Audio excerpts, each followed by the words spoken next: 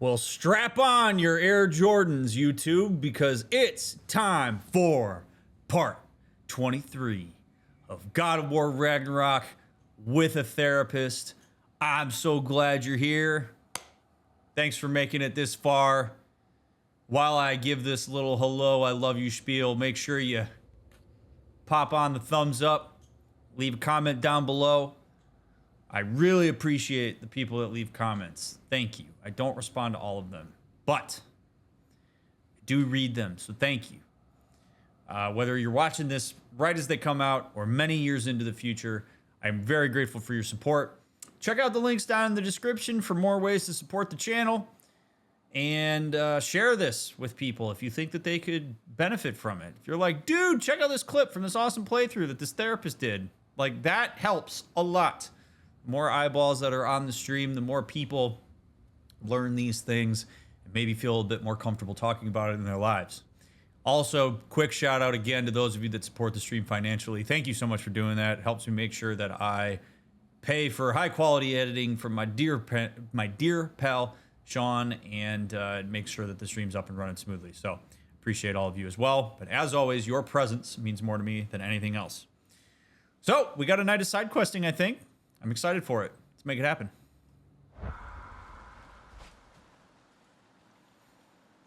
Okay. Freya. Let's go.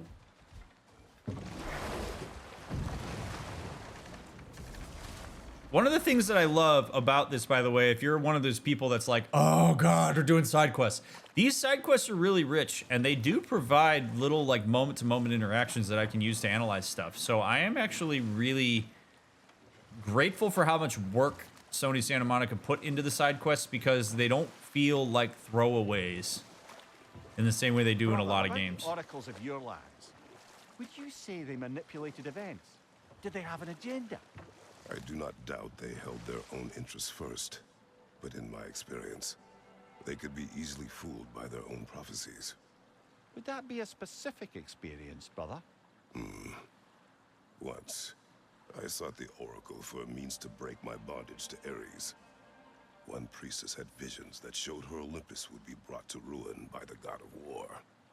Therefore, she helped me, intending to undermine Ares and protect her realm. She did not foresee that I would kill him and take his office. In the end, I proved her vision of doom correct. So the Oracle herself brought about the very future she hoped to avoid. I suppose we're in fine company at that.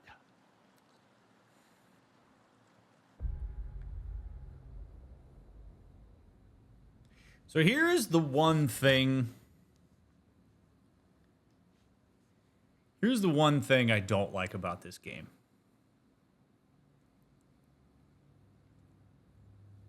Or I should say more about this world. It's less about the game, more about the world.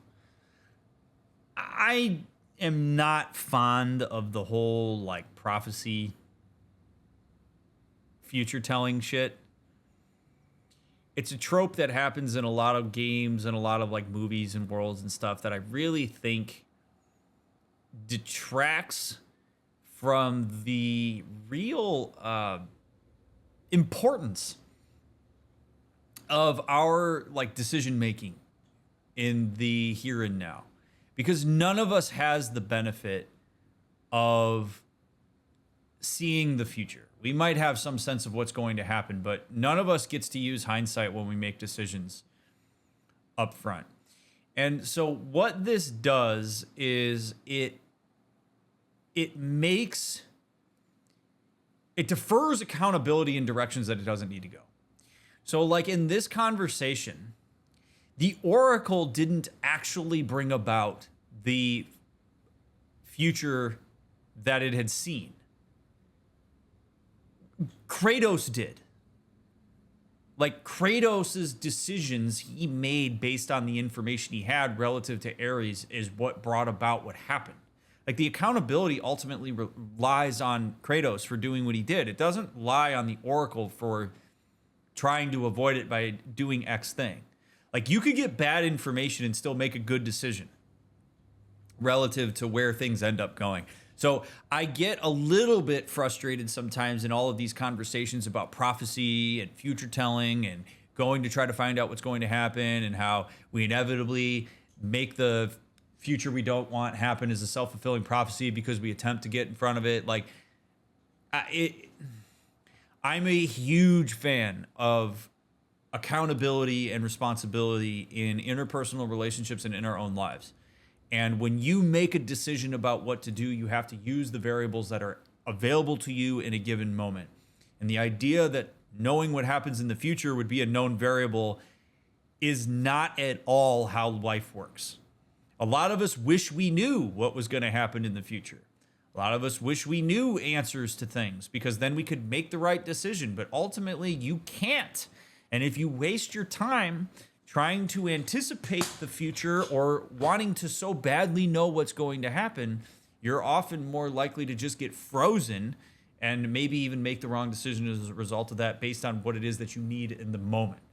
So rather than trying to focus on what could happen and getting so lost in what ifs, ultimately we have to bring ourselves back to the present and say, well, what's the decision that I need to make now that is in the best interest of how it will influence a possible future?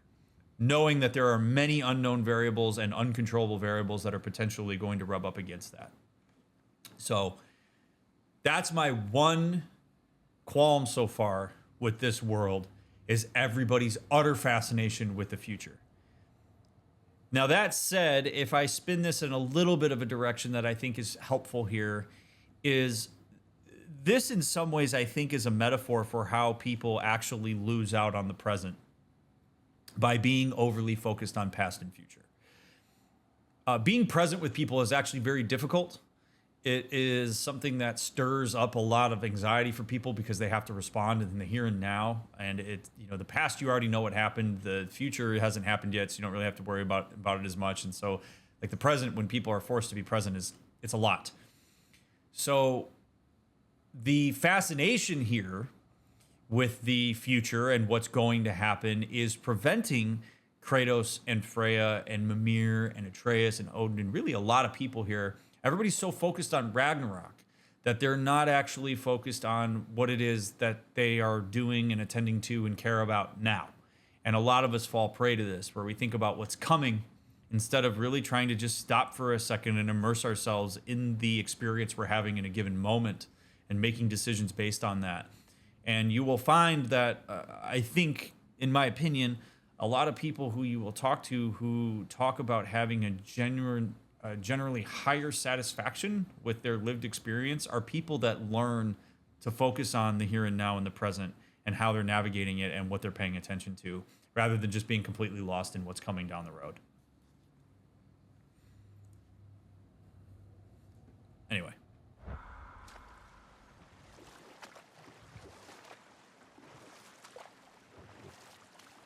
No, you're all good, Sandy. You're all good. No worries at all, friend. Meeting the Lady of the Forge really brought back some memories. I thought it was only in my homeland you'd see such things. Mermaids who forge weapons. Aye. I remember very fondly a lake nymph called Nimue. Very talented with a sword. Mimir. I meant that literally.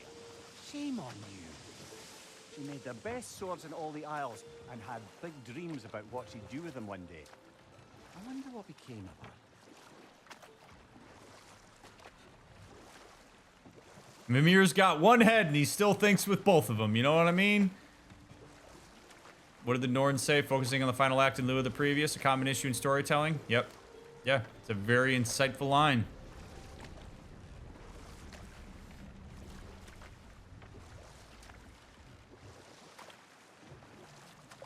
Now, if I recall correctly, there's a couple areas here that we're only able to reach if we have the staff. I think this is one of those, one such area.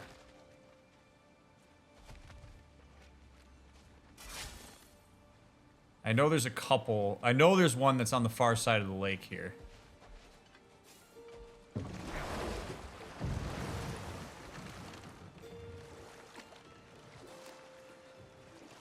This music is so good. Where is Sigrun now? Impossible to say. She's on a mission spanning the realms in search of our lost sisters. Our hope is if she can bring their incorporeal spirits to Vanaheim, we can find a way to restore them to uncorrupted forms. Boy, Mimir really pretty hung up on Sigrun, huh? Oh, baby. We got some cool stuff to do over here now. I'm excited. Oh, shit. We got a raven we got to chuck an axe at, too.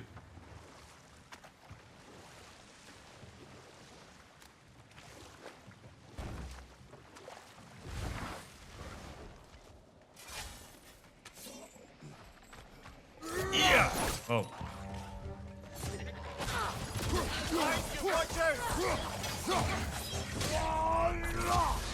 Woo!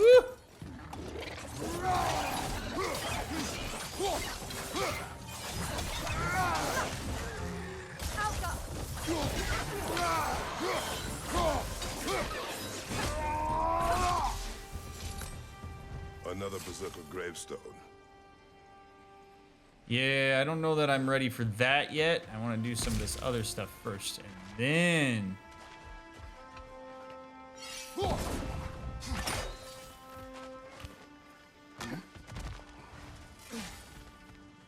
What up, homie? There? Please, I need help. This is cool. What do you want? Well, to put it simply, treasure. The cache just over there, to be precise.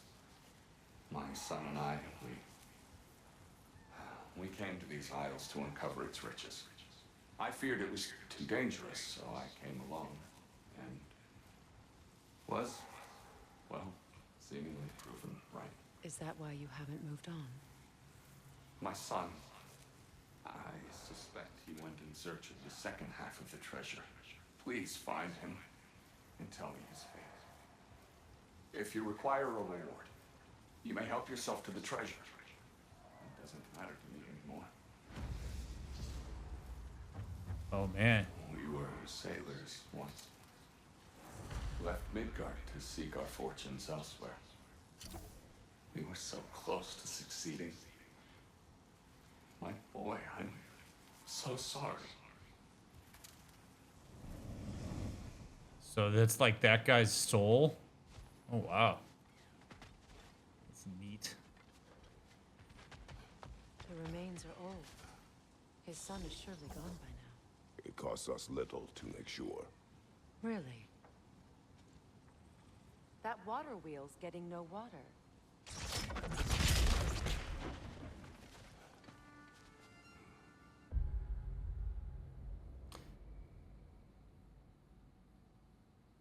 I actually really love that from Kratos. It costs us little to make sure. Arguably, it costs a lot because we're wasting time, but since it's a video game, it kind of works out okay. I like that. Now, what's fascinating to me about this, I actually want to dissect this because I think there's very real reason why she has that perspective and Kratos has his.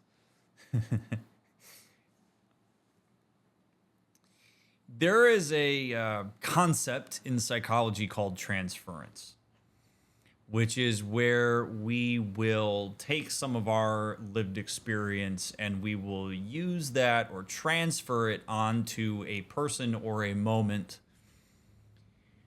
and interact with it accordingly.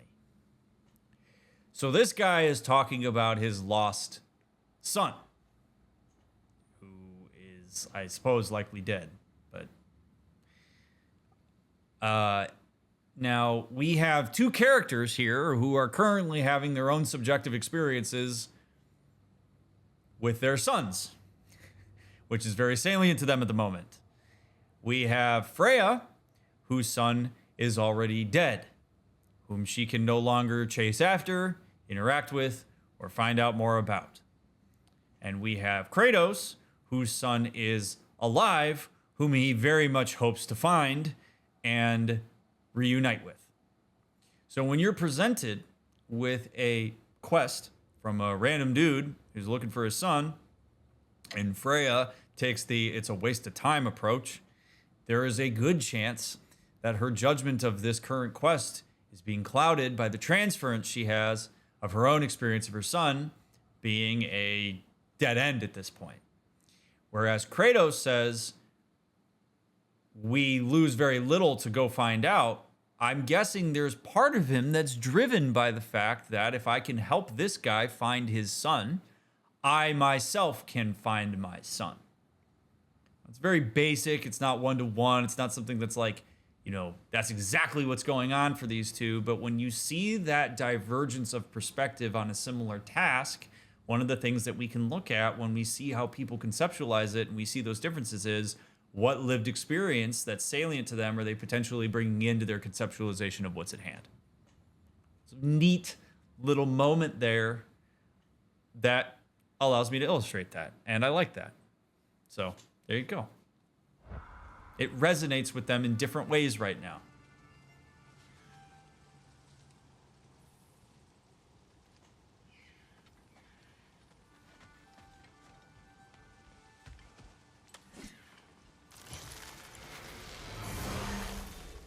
Oh, I thought I was going to hit it.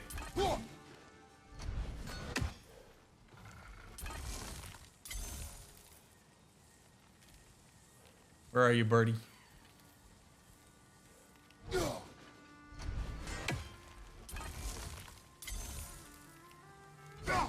Oh. Oh, how's that not hit him?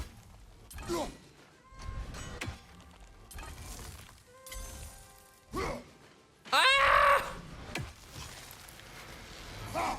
There we go. All right, we've killed half of them.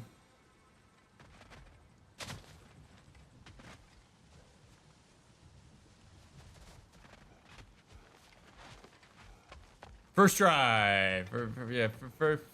First try. All right, excuse me for okay.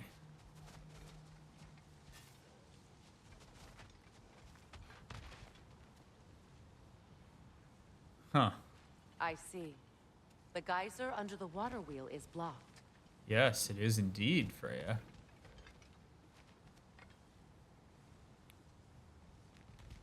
But there's no way. Yeah. Geyser under the water wheel is blocked. Correct.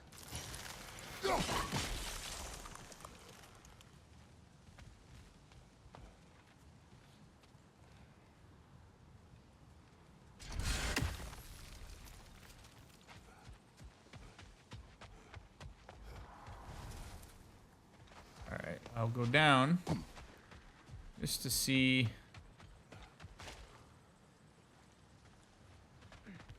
what the deal is here.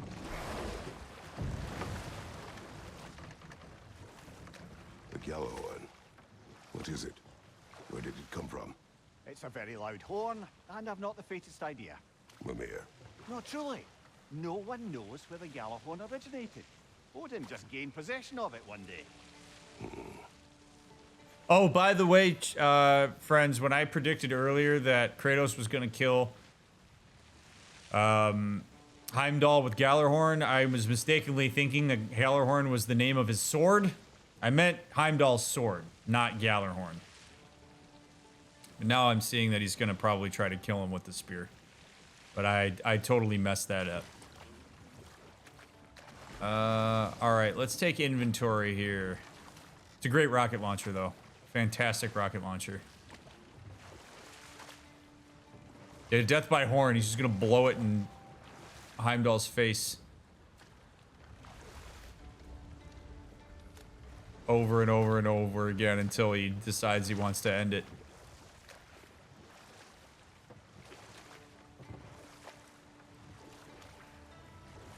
This is really actually pretty interesting here. Oh, well, actually, I think if I recall, that's not the only...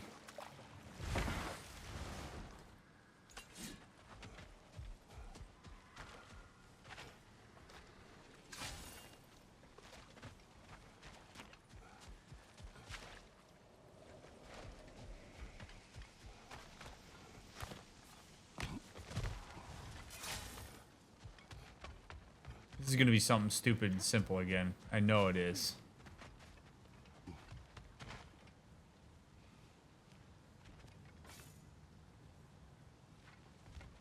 Because that's usually how these things go. Is they're stupid and simple. Can I... Oh, yeah. Okay, there we go. Looks like there's a weak point. There we go.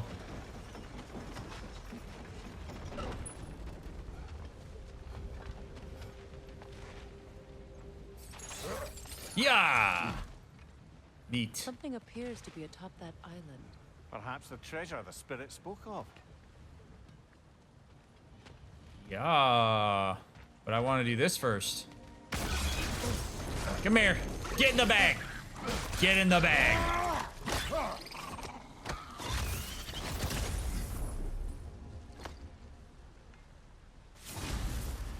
Got him! Another one already? Great! Why exactly do you keep popping up, little one? Does your boss have you spying on us? No, that wasn't our intention. You must believe me, I am here solely to serve as a guide, but only if you want. It's standard procedure. Well, you can rest easy. We'll get these back to Ratatoska. Thank you. And again, sorry if I offended you. I promise I'll be more helpful next time. We could use Jumpy that little lift. fella, huh?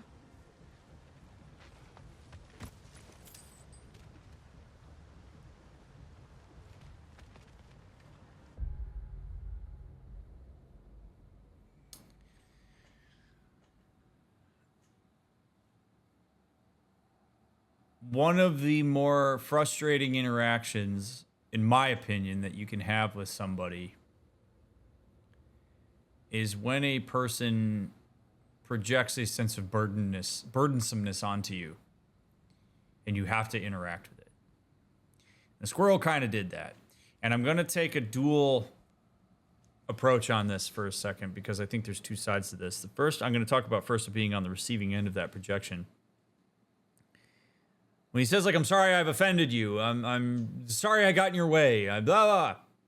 That's an assumption. That's not really based on any actual data. It's a projection. He thinks he's a burden. He thinks that he's an imposition on the people around him, that his presence is offensive, and thus he interacts with people and pre-apologizes for that as if it's actually true. He's taking his own experience and he's jamming it into what he thinks the experience of other people is. And that's very frustrating when you're in Kratos' perspective, like when you're in Kratos' shoes, because you have to waste time in the interaction either saying, like, you haven't offended me, or reassuring that person for something that it's not your responsibility to reassure them about. Now, if Kratos finds him to be a burden, he can tell him, hey man, you're bugging me, or I'm offended by your presence, or whatever. And then if the squirrel wants to apologize for it, cool. But then he's apologizing for an experience that another person is having that he's cultivating based on actual data. Now,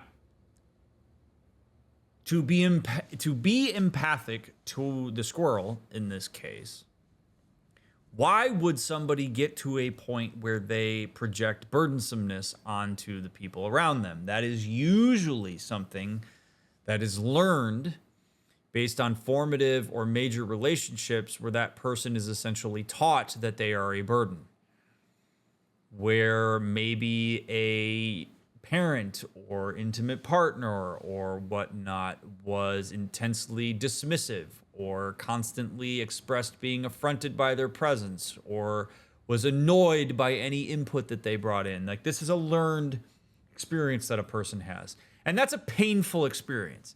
Like, to be dismissed, to be seen as a burden is not fun. It's not really in the spirit of connection. It's very distance making. It's antithetical to, like, our species' survival in the sense that humans are relational beings. So what do? You try to protect yourself by projecting it onto others and trying to get out in front of it. So that's where that comes from. The problem is, in your attempts to try to buffer out that potential being burdensome to people, you often become burdensome to people because you're constantly asking them to reassure you that you're not a burden. And that gets annoying.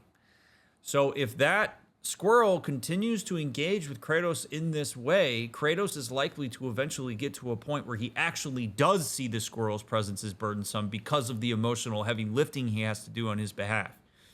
So this is why it's so important for us to take responsibility for our projections and to work with data that's actually at hand and give people the autonomy of response to us, because if you constantly act on that, you're going to actually cultivate it for yourself. Which is ironic given the whole self-fulfilling prophecy tone of this game.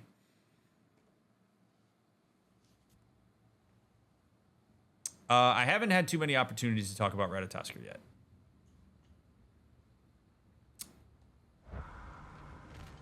All right.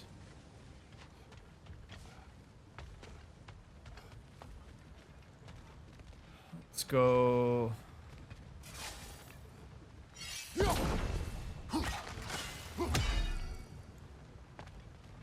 Oh, I get this. All right, so then we do this. And that comes back down. And then we do this.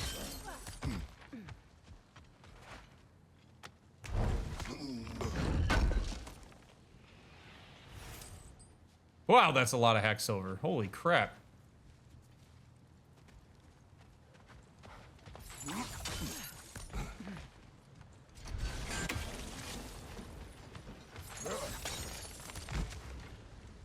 I think I hear another raven somewhere.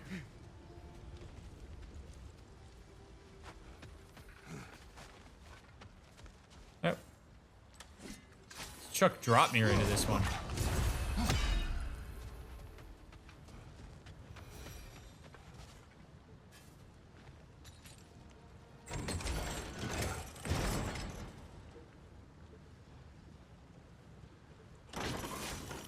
Okay, I see what you're doing here.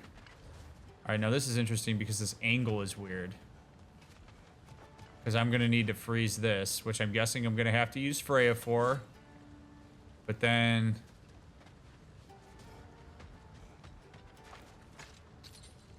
The gate is down, but it has to stay that way. No shit. And of course that rock is blocking it.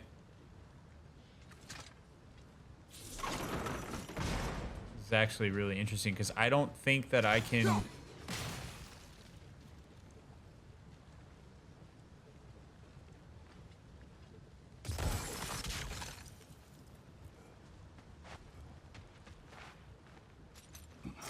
Yeah, because that's going to be stuck, so...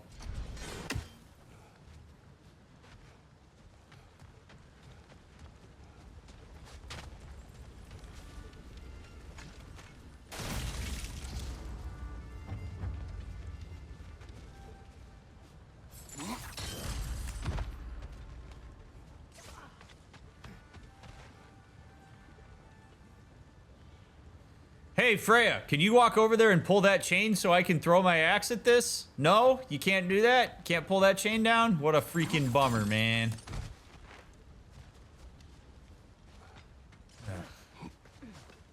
There's a gear, see? Connected to the gate. Yeah, it's great. And then I pulled the chain. Oh, there we go.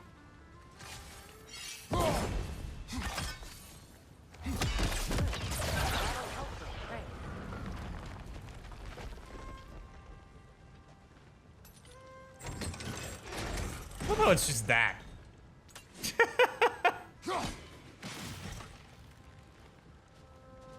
And then I gotta have Freya shoot it, and then I go back over, and yep, okay. Funny to me that that's the...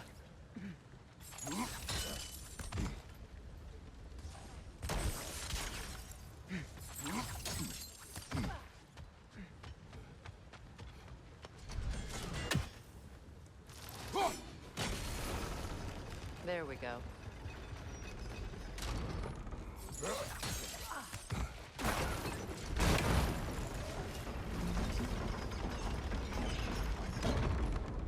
All right.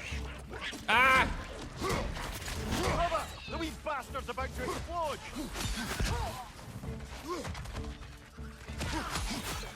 Yeah, yeah, yeah.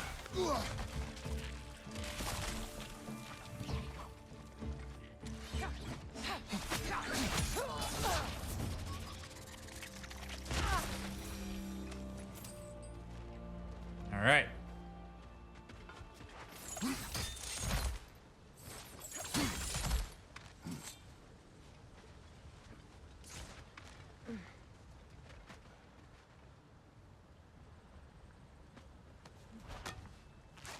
No, no.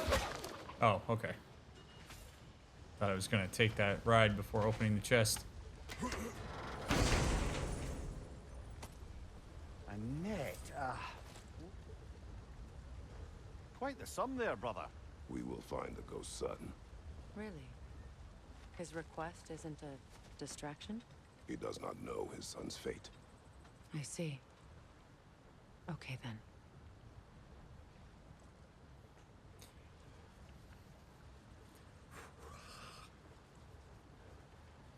Feels good when I get it right. Feels good.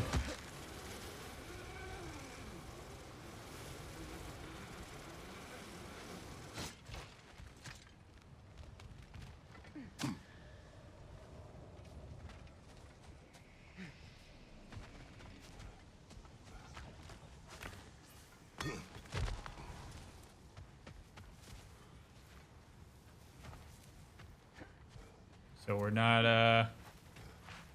done yet then, huh? It's almost like you went to school to study human behavior. It just feels good. It's also a testament, like, I mean, it's good writing. They gather the fear. For King Rolf! Oh boy. Okay. Oh, whoa, whoa, whoa, whoa, whoa! This guy sucks. Look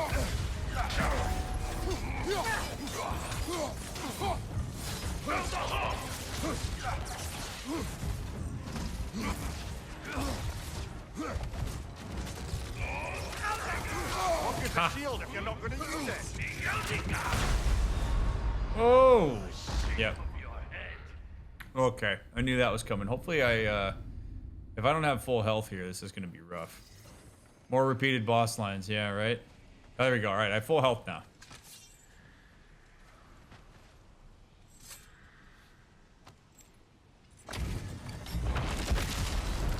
They gather the fear. For King Rolf!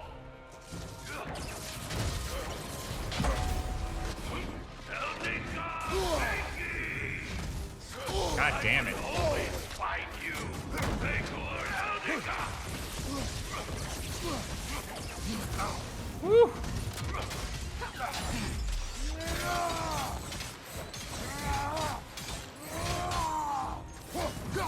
These guys are tough. I am everywhere! Oh, shit, dude.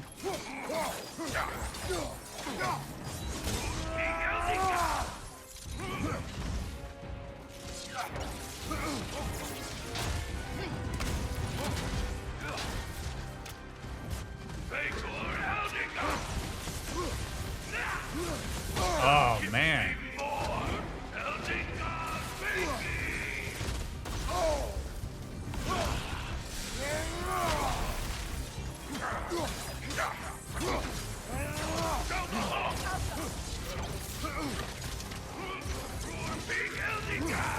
God damn, dude, you really gotta, like, nail this.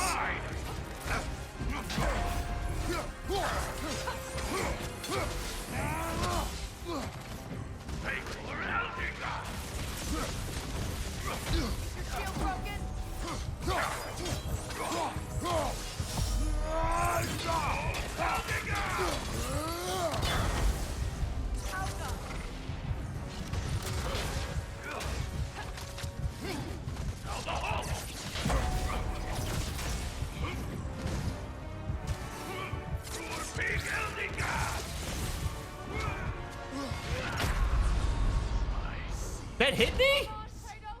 Oh, all right. All right, we got this. We got this. Seems like these fights are the equivalent to the Valkyrie fights, and those were a lot of fun. So, I don't mind it.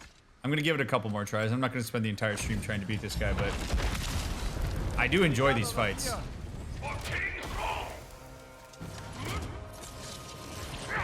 You just have to learn the mechanics. It's like Elden Ring.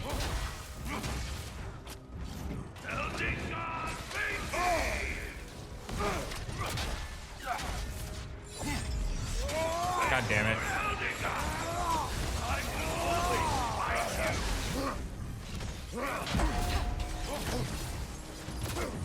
That was bad.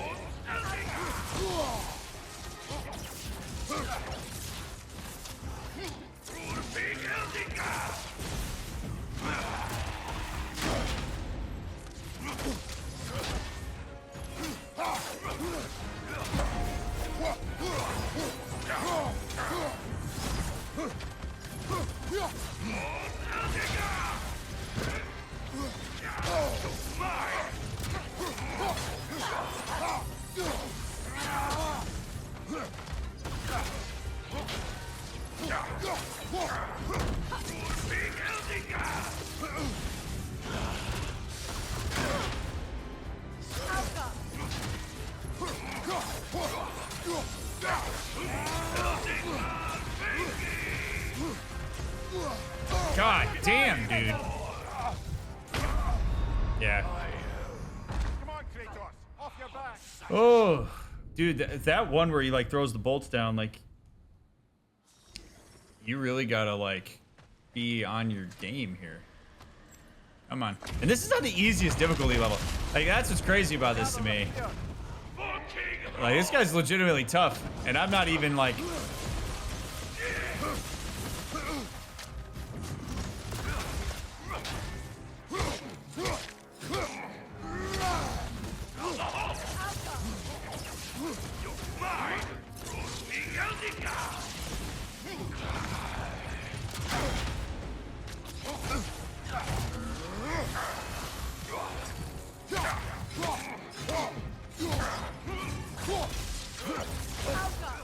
God damn it.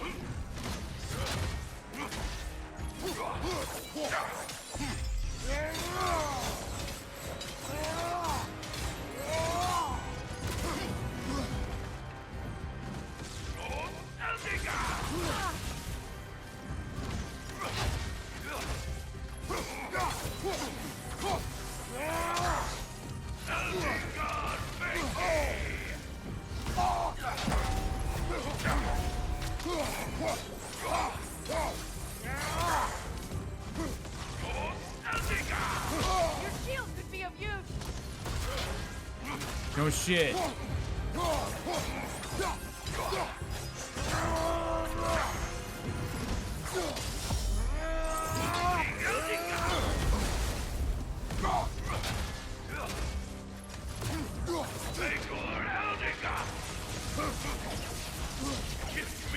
Oh. Take it off, man. You've got this.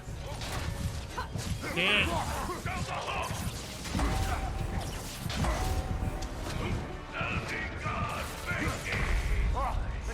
Ah! This was so close. This is so close.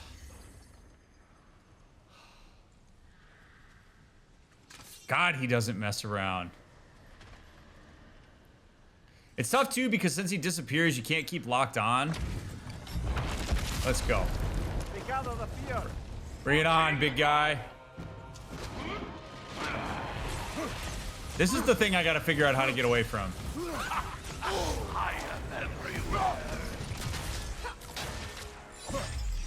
God damn it.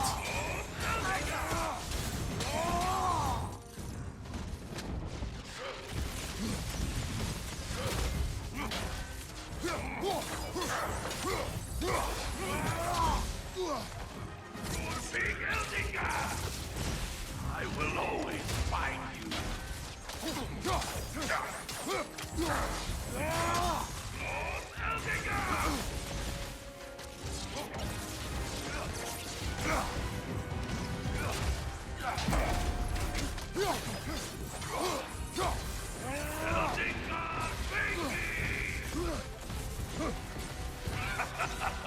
There we go. You just got to pay attention to where the circles are.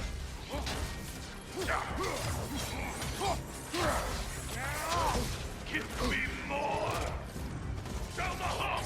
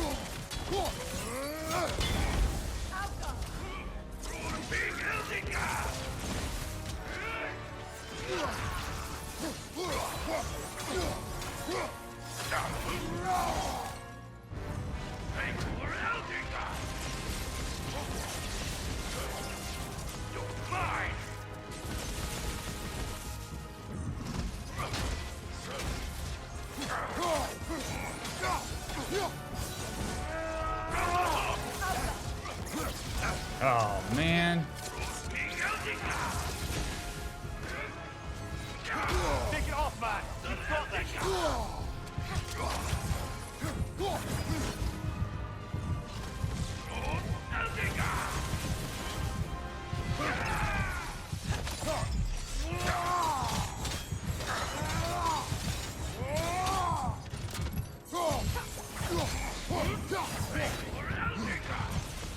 Oh, no.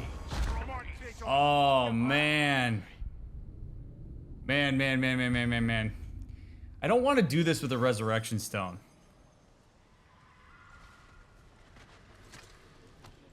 Ah, we got this, chat.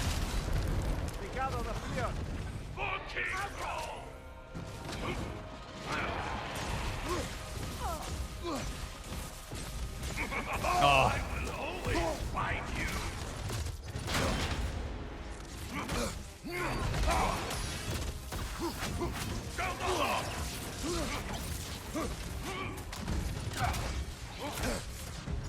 God damn. Fuck!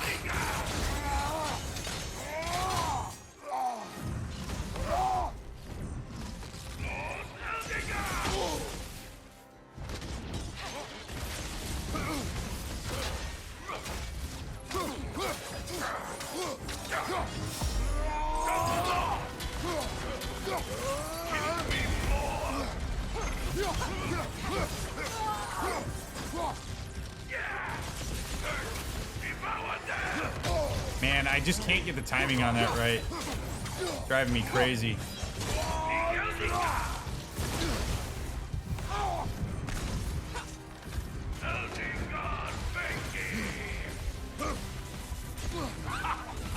off, man. You've got this. Gonna use this one for practice.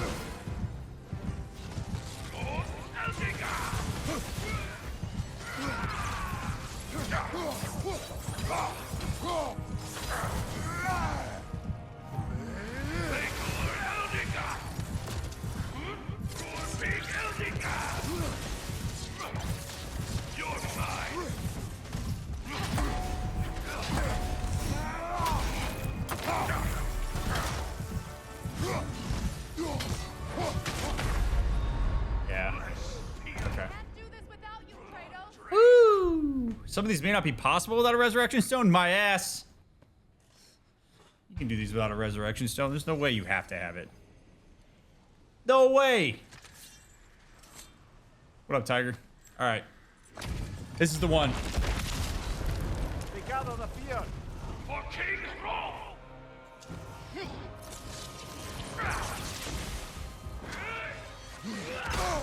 I will always fight you!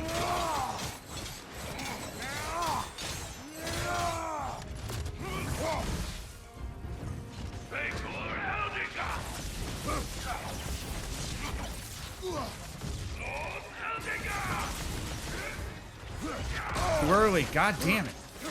I'm going too early on that one.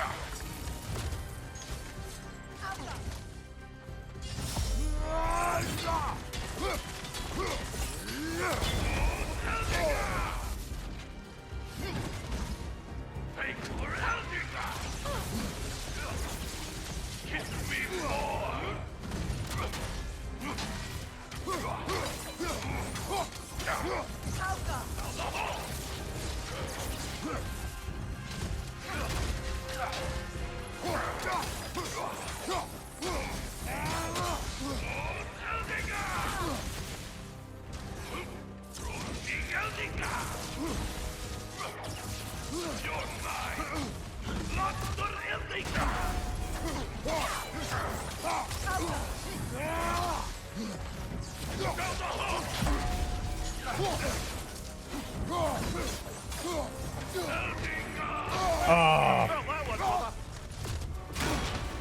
Damn it.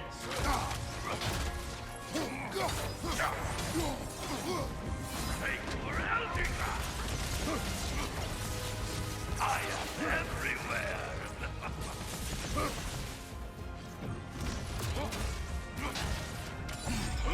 No! That sucks, dude. When you get locked into that and then he can still hit you.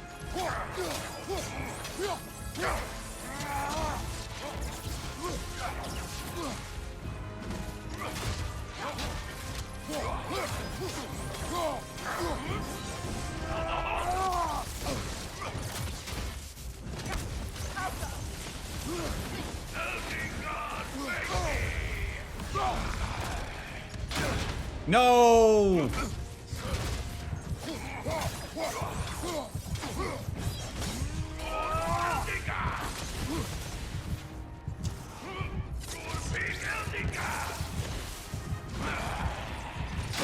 No! I went too early. Oh! Oh, man, that was so close. If I was still getting my ass kicked, we'd be done, but man, I can't stop. I can't stop. Oh, man. They gather the fear. For King Rome.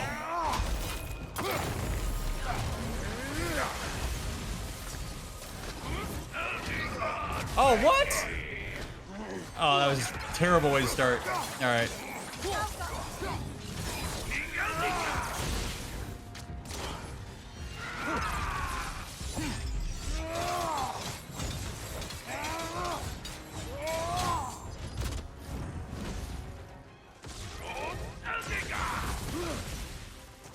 I just have to be patient, man. That's it.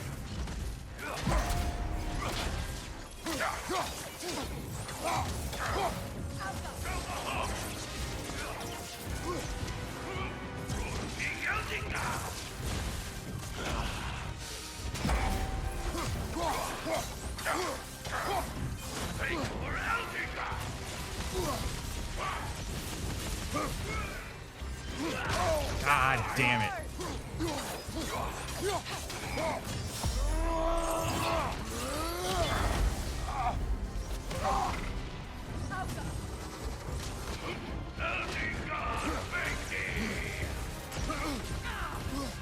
No!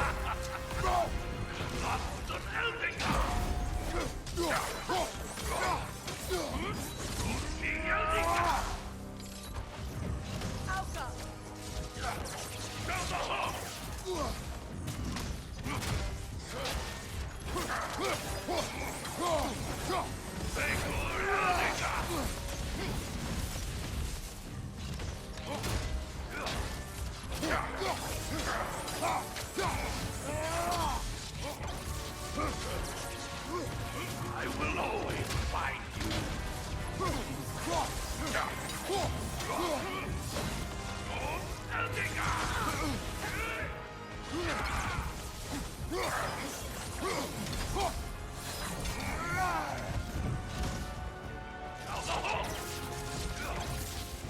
I am the Elder God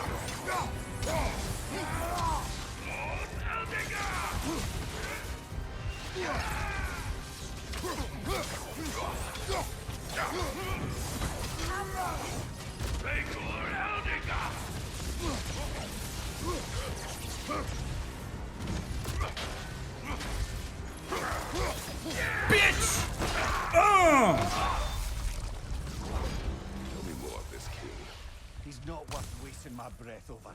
His Berserker champions even less so. Trash. A lot of them. Why wait until now to speak of them? Before, there was nothing to be done. But finding that hilt changed things. Hoya! Let's go!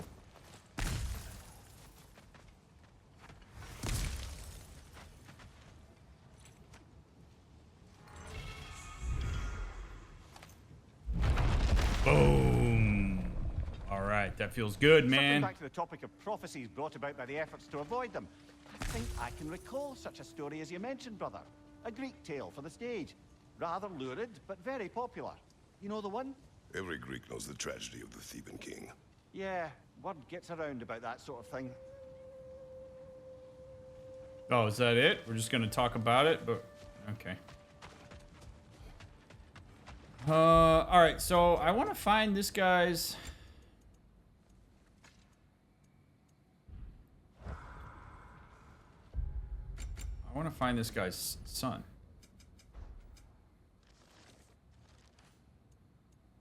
Find the spirit's son. This is what I'm tracking, I think. Okay, go to map. So we are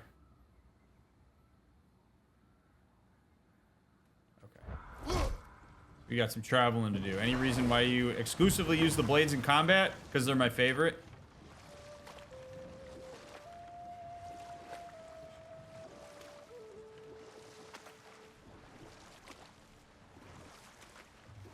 That's really the only reason. They're just more fun. They're the most fun for me to use. I don't really like the axe that much.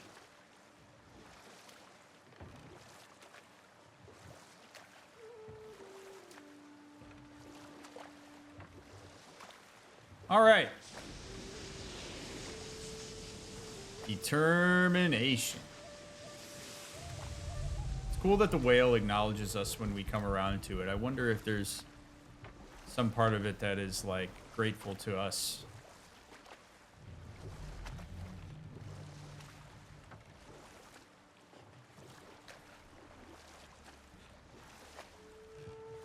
By the way, YouTube, thanks for being here, watching this.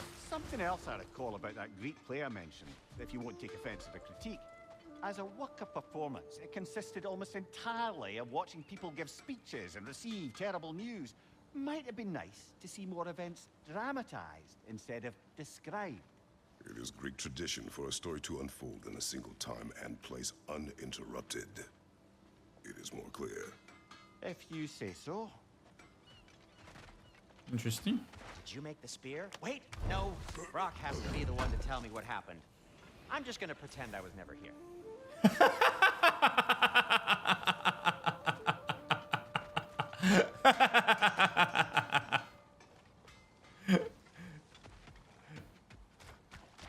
That's awesome. It's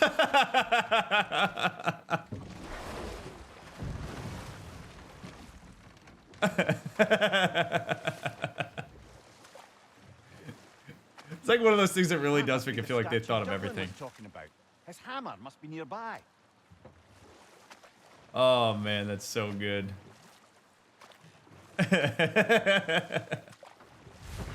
I'm not here. Just pretend I'm not here. Pretend I didn't ask. I can see Brock being like, "Hey, how'd you get that thing upgraded?" Don't tell me Sindri's been working on that old hunk of metal.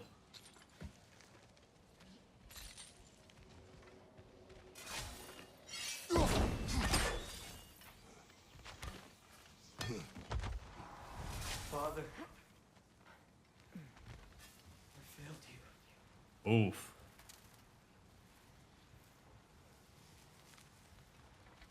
Speak, spirit. Is that... Father, I can't see you. I wasn't quick enough. I'm so sorry I abandoned you. Your father is dead. What? How? He went to find the other treasure on his own, to spare you the dangers. It seems that in your efforts to protect one another, you each came to one of these islands on your own, and... I've been such a fool. But... thank you for telling me. Perhaps now, we can see each other again. What a shame. In their attempt to spare the other, they both perished. There is a lesson there. What now? We will retrieve the treasure, then return to the father. What for? To finish what he and his son started. Oh, it's almost like you and Atreus are trying to protect each other, and in your efforts to do that, your demise of both of you is on the table, the Kratos. But you don't want to change that. You want to still go kill Heimdall to protect your son, because there's a lesson there that you could learn, but aren't.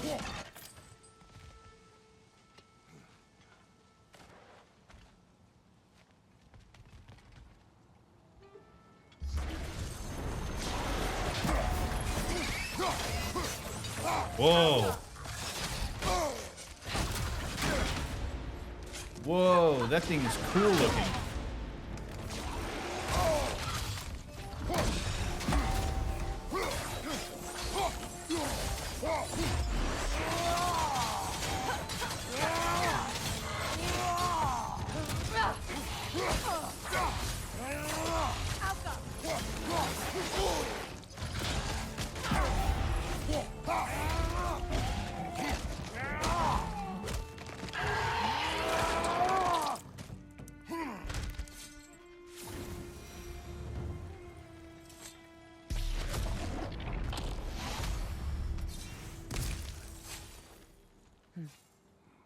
It's beautiful from up here.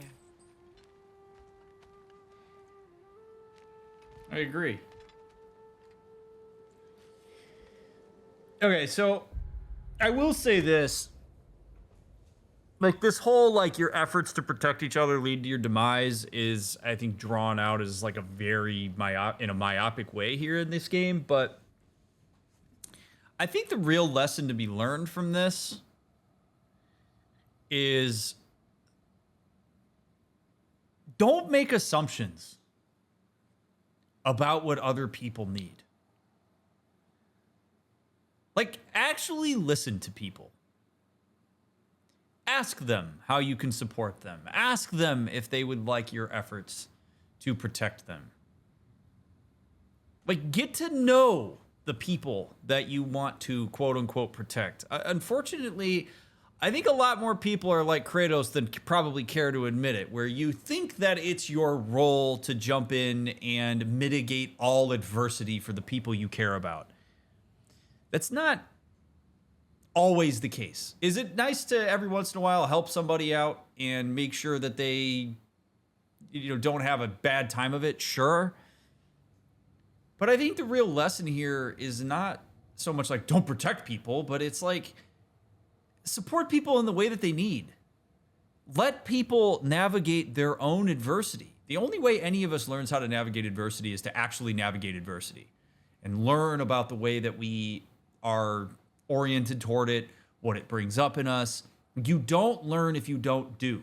So if you constantly swoop in and try to do shit for people because you think that that's what's going to make you belong and matter to them, sometimes that's going to backfire because you are stripping them of their autonomy and you're stripping them of being able to operate within the world in a way that they choose. You're taking control away maybe in a way that you don't need to. And when Kratos says there's a lesson there in that, I think he's right. Like, you got to communicate. You got to actually understand the nature of your relationship. You got to work together. You don't make assumptions, because making assumptions is a way to actually split people apart rather than bring them together. The attempt to read somebody's mind often is going to backfire because none of us can read somebody's mind. It's impossible.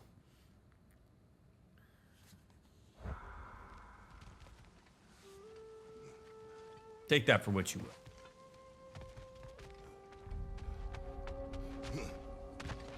That rune slate's incomplete. Think we could finish it?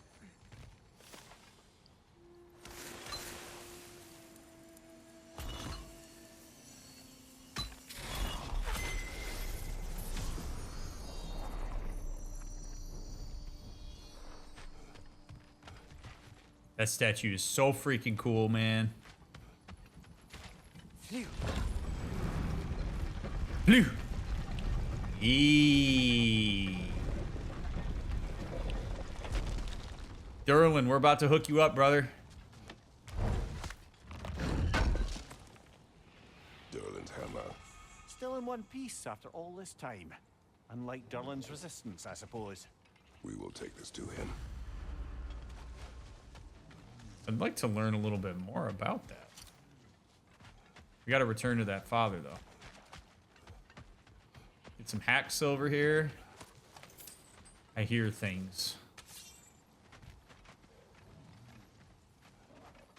Pew, pew, pew, pew. What up, bitches?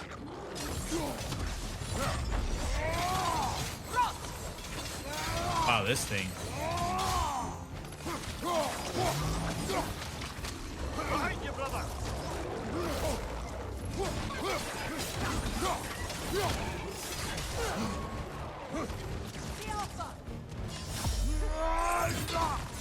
Yeah.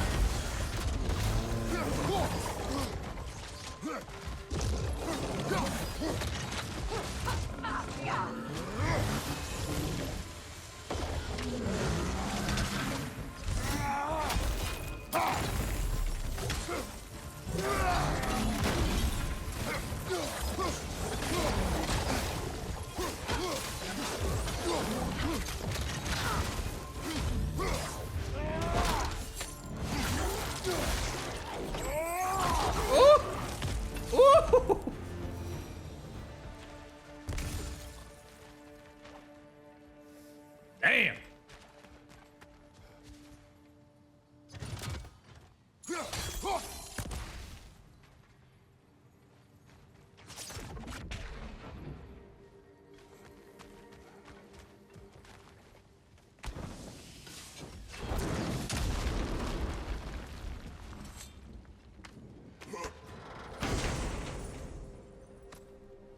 The broken Muspelheim seed is now complete. We should find a mystic gateway. Perhaps we'll find Surtur's combat challenges. Crucible. Oh man, I didn't think I was gonna end up doing Muspelheim stuff, but we might end up doing Muspelheim stuff.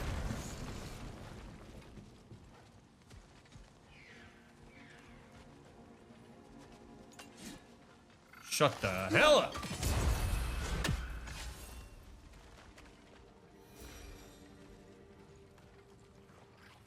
Must stop that Noken from singing!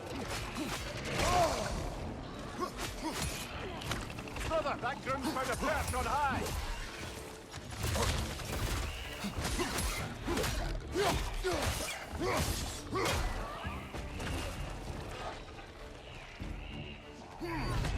Oh shit.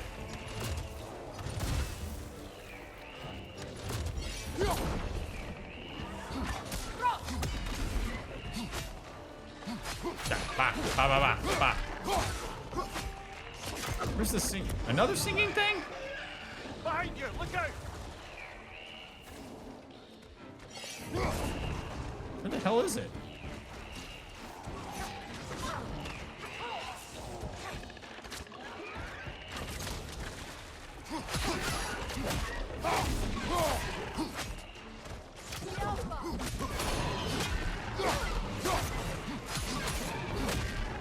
Can you kill it? No can kill your friend, brother! Oh, you can. That's cool.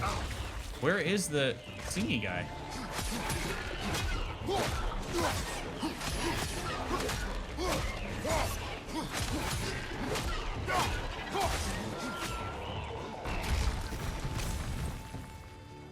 That was weird. Oh well. Good thing I can kill faster than that thing. Can heal. Yeah.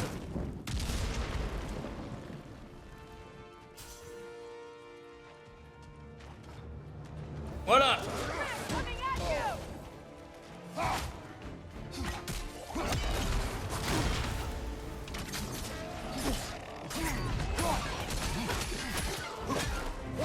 The Alpha!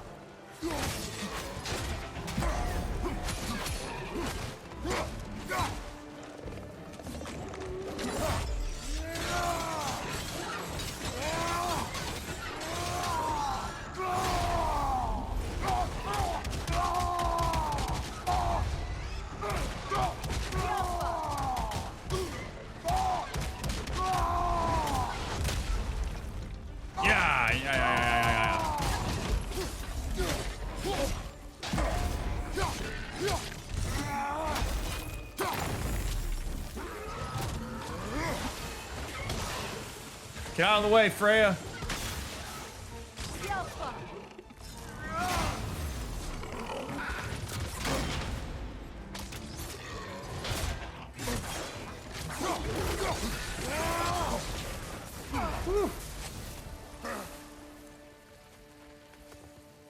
Damn.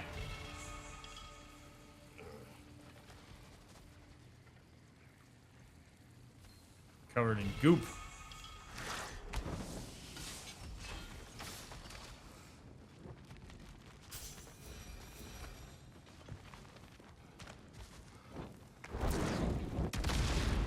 All right, what have we here? Oh, get in the bag! Oh. Yeah, get in the bag. Get in the bag. Squirming. Ah. Good. You did it, Master Kratos! A spectacular job! Keep it up and you'll become an expert in no time. An Can't tell if expert. he was patronizing or if that was just plain sad. Both. All right. The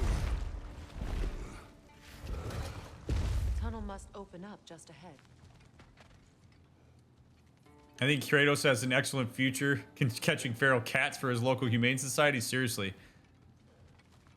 A great retirement plan. Oh, cool. So this comes out over here. So this is how we get over here.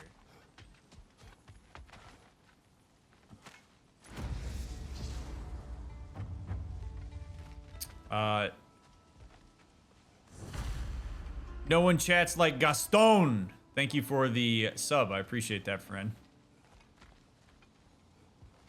Gaston.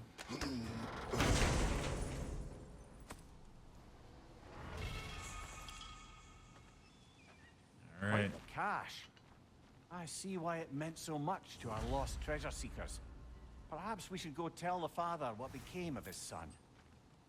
45,000 hack silver? Holy crap.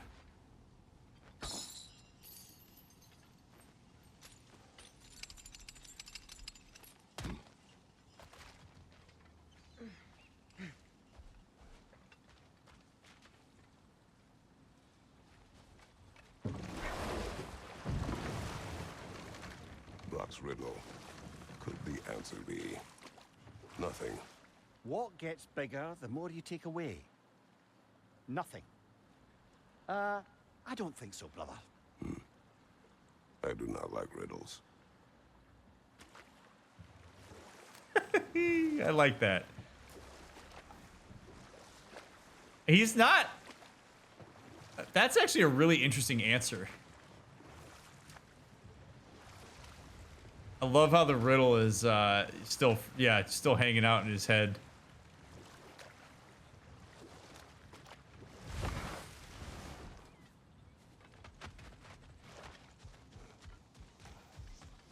I think nothing's the best answer so far. Oh, you're back. I am indeed. We have news of your son. Oh, please, tell me. He died trying to find the other treasure. He didn't know you were doing the same. No.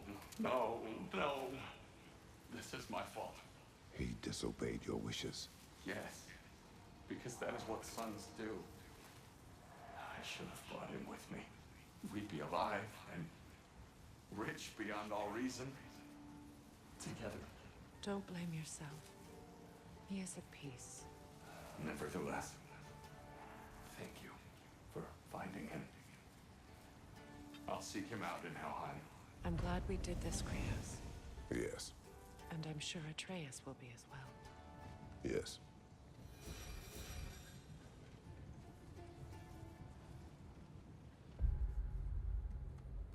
He disobeyed. That's what sons do. That's a parent who gets it. That's a parent who gets it and is willing to humble themselves. Man, I can't tell you how much it matters when parents are willing to humble themselves and be realistic about their developmental expectations of their teens. Like the fact that that guy could say, yeah, that's what they do. They try to figure out where they can push. They figure out what rules matter. They figure out what rules even are as a social construct. And they're going to disobey because they're going to try to find their autonomy. And you know what? That's okay. It's my responsibility to understand that and facilitate that in a meaningful way. And I let my guard down. Come on. That's some vulnerable stuff right there. But that's the hallmark of a parent who really understands and gets it.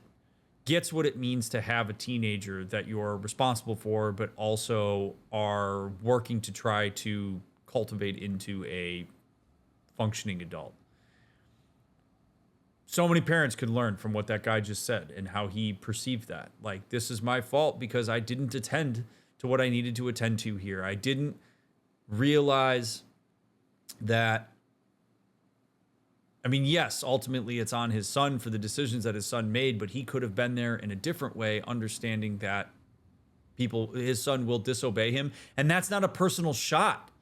His son's not disobeying him because he's like, F you, Dad. That's not why he's doing it. He's doing it because he's trying to figure out the way the world works. You gotta be realistic about that stuff. And if you are, and if you humble yourself, you will have a better relationship with your teens, and they are less likely to disobey because you have a better relationship with them. It's sad that both this guy and his son died, but that's a cool lesson to learn from this. And it's cool that Freya could acknowledge that this is going to affect potentially the way that Kratos looks at him, although it's not going to change the decision he's making about what to do here, which is a bit of a bummer, but step at a time, I guess.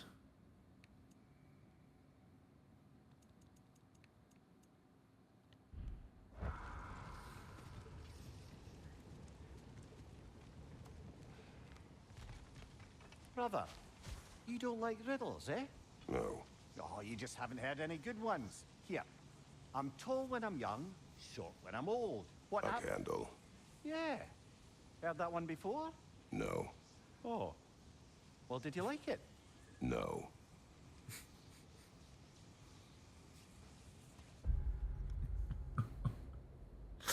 I know I have a bit of a reputation for ripping on Mimir. I gotta do it again. I mean, look.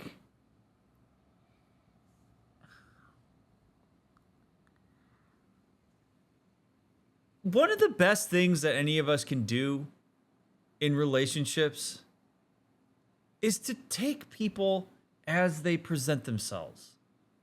Take them at their word. Work with what you got.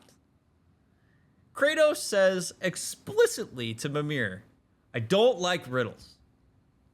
And that maybe makes Mimir anxious about his ability to connect with Kratos because he really enjoys intellectual thought experiments. And Kratos doesn't. So instead of just respecting that Kratos doesn't like riddles, Mimir thinks, oh, I know. It's just because you haven't heard the right kind of riddle, Kratos. Which in a lot of ways, I think is a disservice to their relationship. Like, you might look at it and go, oh, he's just trying to have fun and lighten the mood. Maybe, but that's a bit of a boundary violation. Like, it doesn't feel good. Like, when you say to somebody, I don't like a particular thing, or I don't want to do a particular thing, or I'm not into this, and then you immediately go, nah, you'll figure out how to like it. You just have to blah, blah, blah. Like, that's an incredibly invalidating experience.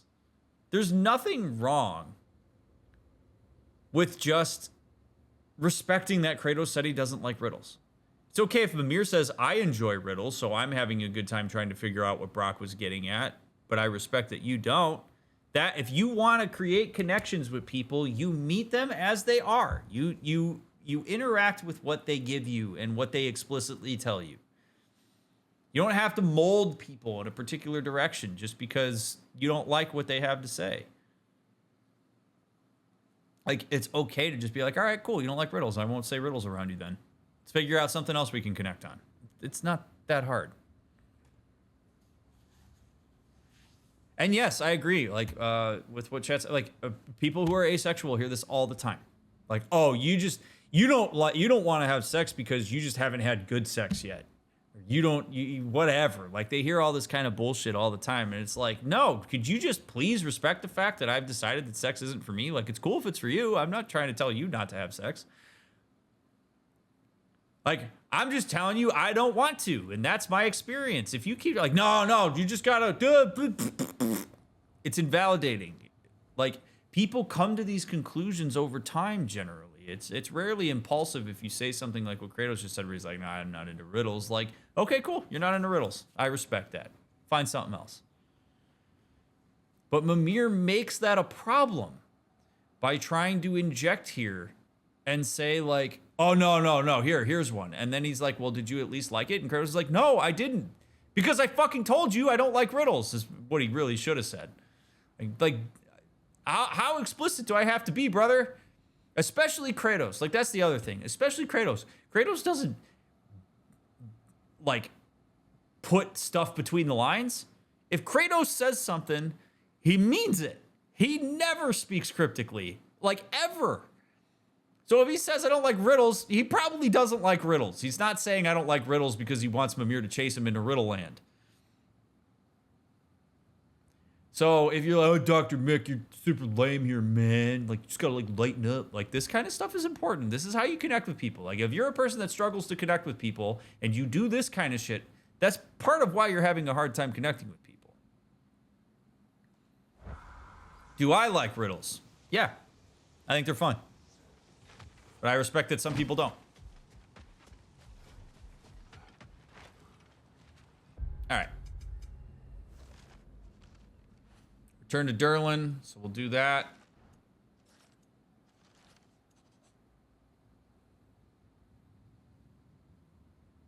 Oh, I know where that is, I think.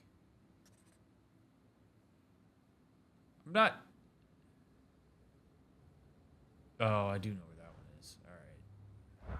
So I'm not generally into these treasure maps, but... Those dinosaur bones are around here somewhere, aren't they?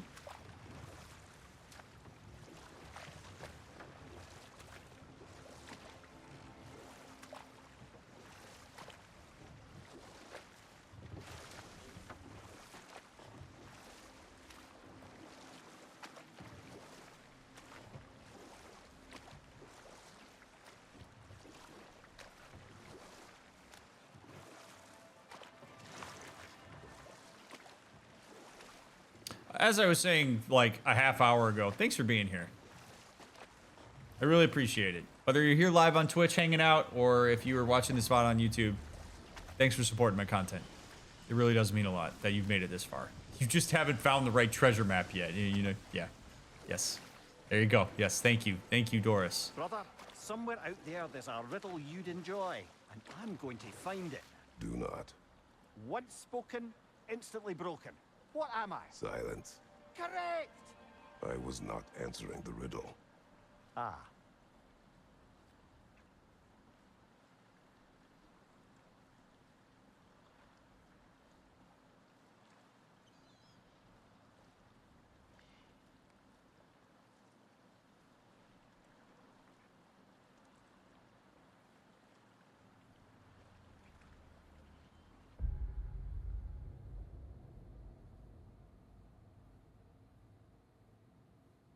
Do I even need to say anything?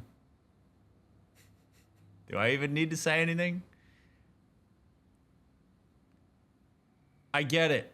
Mimir wants to connect with Kratos. Mimir doesn't control much in his life because he's a head that's attached to a person's waist. I understand that.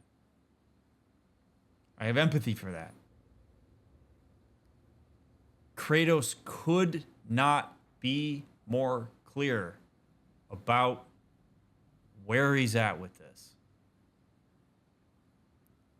Like, at some point, if you keep pushing a person's boundaries, you're being an asshole. Like, you're being selfish. You're trying to get Kratos to like riddles because that's what you want, not because you actually want to understand your friend better. Hell, if nothing else, Mimir could go in the direction of saying, like, what is it about riddles you don't like? Like, he could be curious about that. Not in a challenging way, in a curiosity-based way. But, like, to just keep pounding it like that, like, that's gonna get old. Like, if Kratos is like, okay, whatever, that's just Mimir, then fine. But if Mimir keeps doing shit like that, it's gonna wedge them because it's Mimir not attending to his friend. It's attending to himself using his friend as a proxy. And that's not good.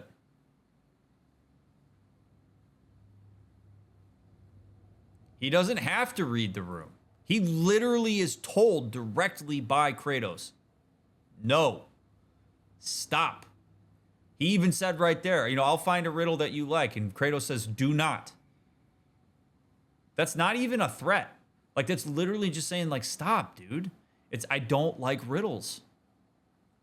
It's like, oh, you don't like pineapple on pizza? You just haven't had the right pizza with pineapple on it. It's like, dude, I know I don't like pineapple. Like, no! Hey, I guess what dinner's here. I brought pineapple pizza because you're gonna like it. Like, it's obnoxious. It gets really annoying.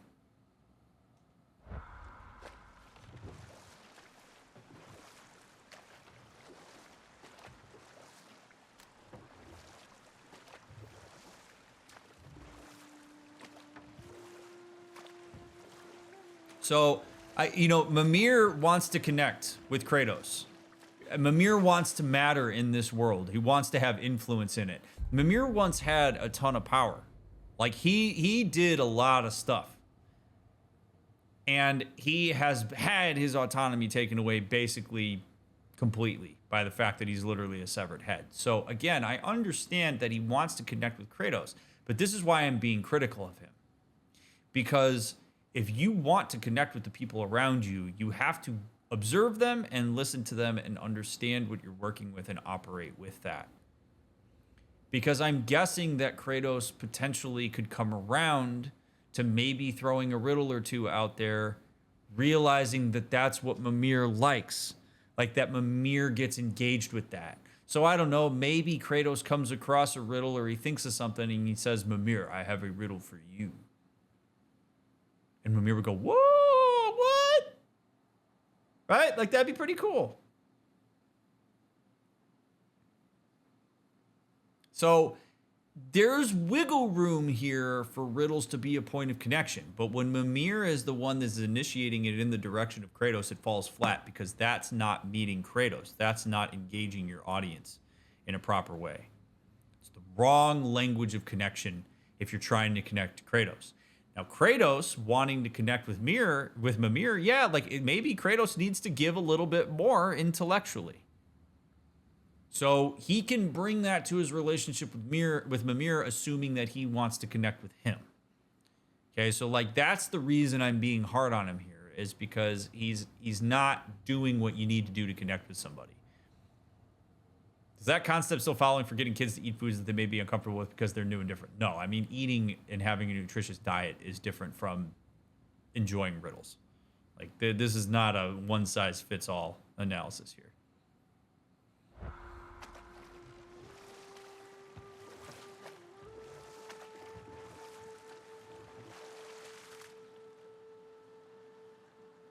trying to remember if there's anything else up there that we need. I don't think so. Dragon bones are... Yeah, here we go.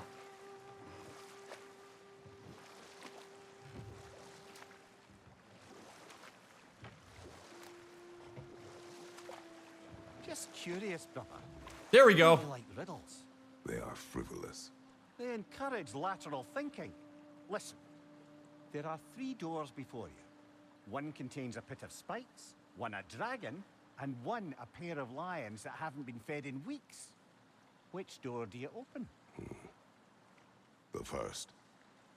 The pit of spikes is easily avoided.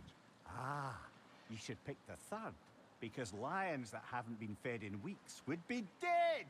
Eh? I like this riddle.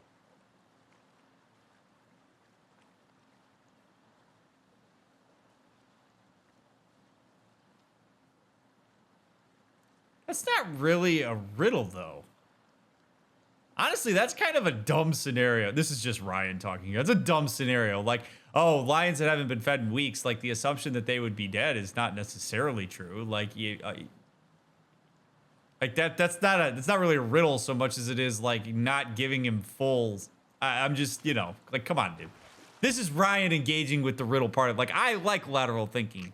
I like engaging in that kind of stuff. But like, it's interesting that Kratos is like, ooh, I like this. I mean, I will give it to Mimir that I guess he tried to dress it up in a way that Kratos would appreciate, but still, man. Yeah, that's like, what's heavier, a pound of steel or a pound of feather shit? It's just, I don't know. It's like, the assumption that the lions are dead, I think, is a bit far-fetched. There, fancy a riddle. If you fancy a boot to the head. Riddle solved. Jesus, Mimir. Are you that bored that? Oh my God! Good night, madam. I love though that he doesn't mess with Freya. Freya's like, I'll kick your ass.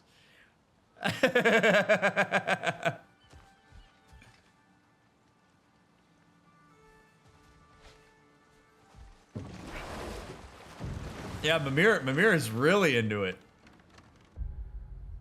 I mean, in some ways, I guess it's almost like a challenge for him to see how he can engage people around these. It's adult's day out with no kid. Dude just wants to party. Yeah, let's party with some riddles, baby. All right, now Durlin is gonna be. Oh, I guess Durlin's gonna be back.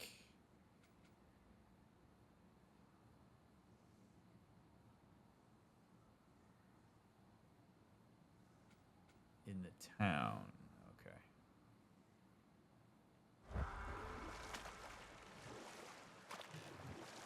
Oh man.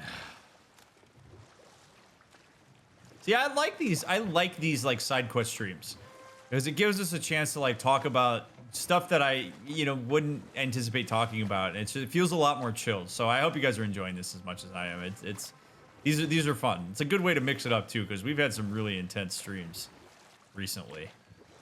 So I'm happy to break it up a little bit.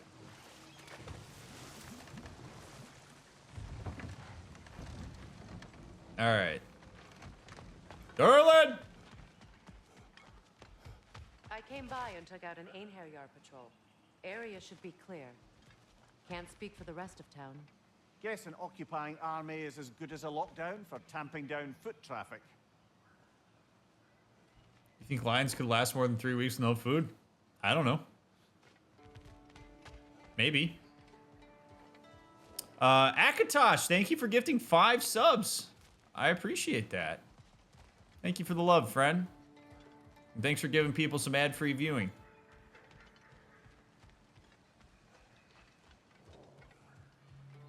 Oh, what up, Jareth? Thanks for the raid, brother.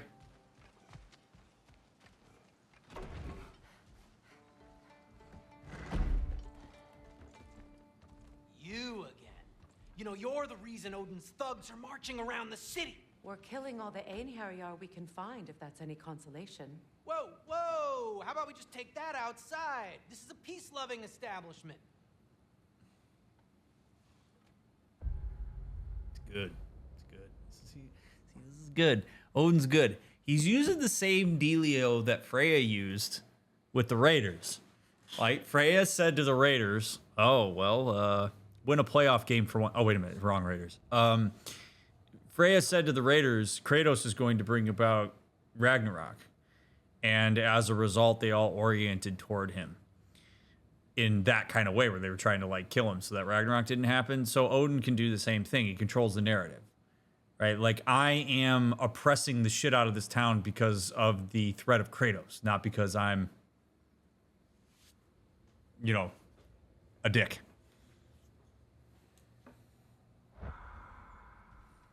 Your hammer. Thanks.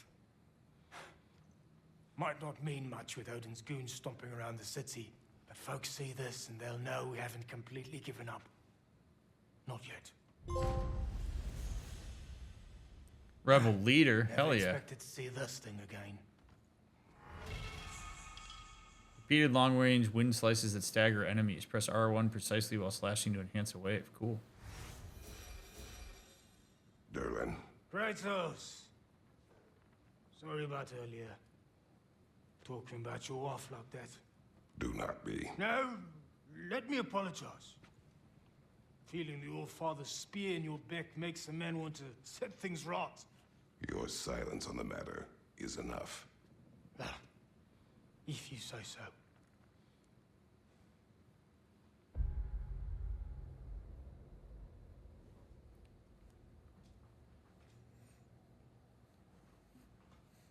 That is awesome. That is so cool. I love every bit of that interaction. Here's why. When we talk about apologies, the rule with apologies is that you should only ever apologize if you are actually sorry.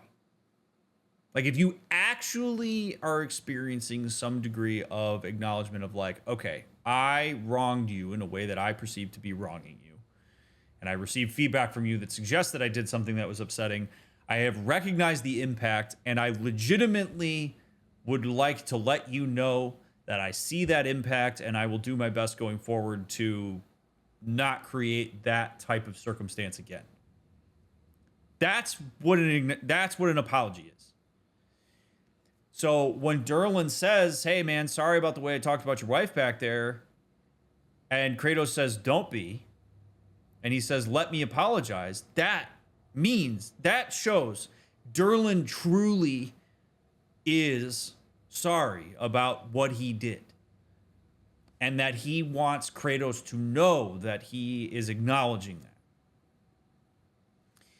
And then when Kratos says, your silence is enough to make it right, Durlin then respects that, because Kratos essentially says to him, here's how you can make good on that. Like, your apology doesn't really matter much to me, but if it matters to you that you say it to be cool, here's what you can do in order to make sure that you don't have that impact on me again, is just don't talk about my wife again. And Durlin's like, all right, man, cool. It's beautiful. Actual heartfelt apology and acknowledgement of impact, boundary set that explains how you can make it right going forward, respect for that boundary and acknowledgement of that boundary.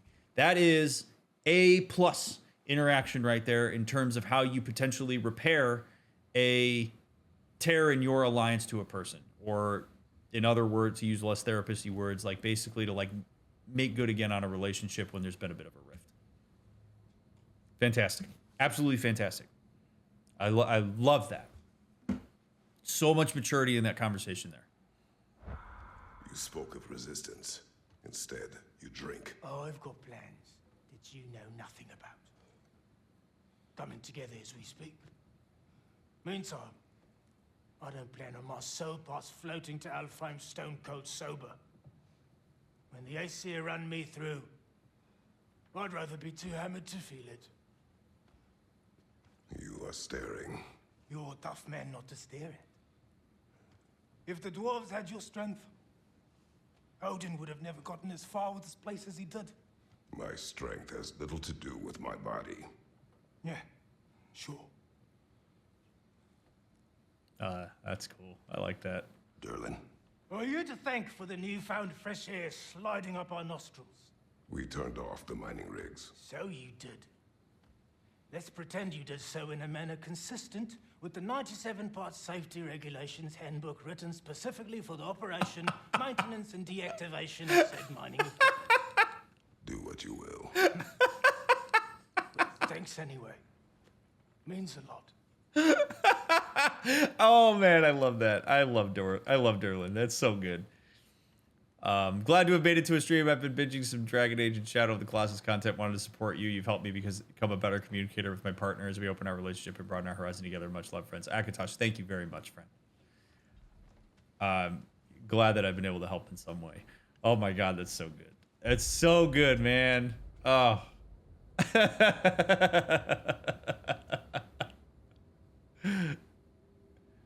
Oh shit, I can spend a whole bunch of ooh.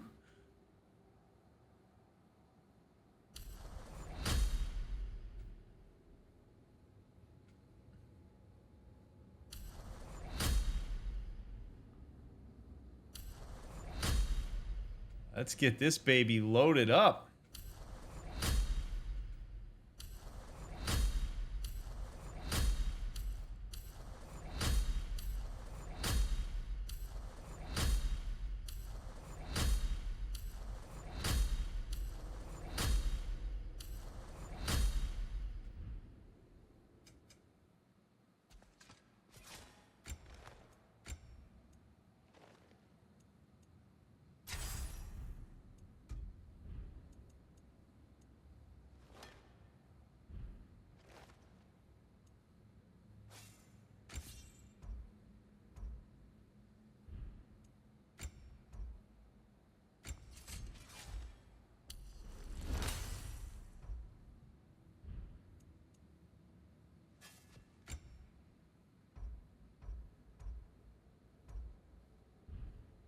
Okay. Good shit.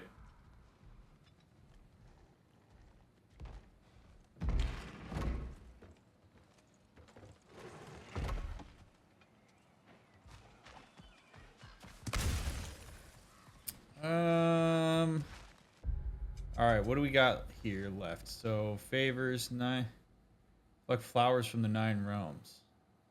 Oh god, I forgot about that. Defeat berserker souls. Turn the lindworms. Close the Draugr holes. Kill Odin's ravens. Find the Bantam melon. Find the Elven cat. Man, we still have just like so much stuff.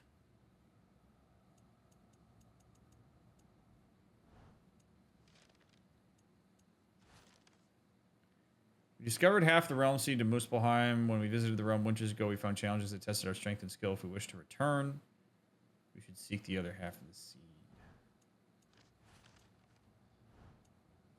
Map. All right. Let's see. Do we got anything? So is there Berserker gravestone? Oh, right. Okay. So we got another rift here. I want to hit up these rifts. So let's go do that.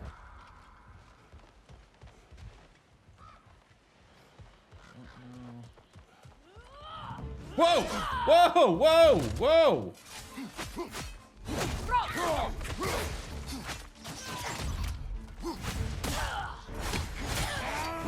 Oh man, that's cool as hell. That is so cool. Oh! Get out of here.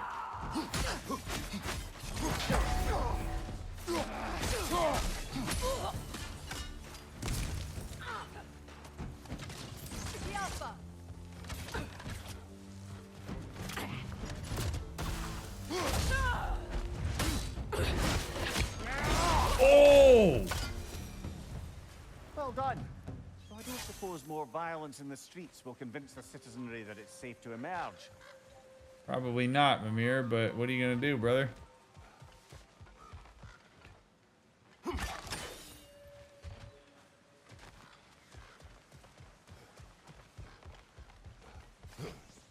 Woo! Freya, the flower. Hey! Sparkthorn. Cool. I hear a raven.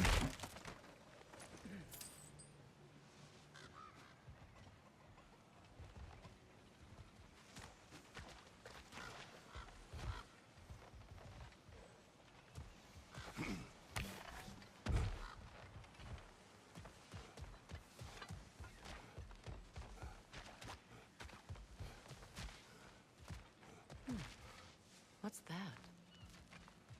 What's what?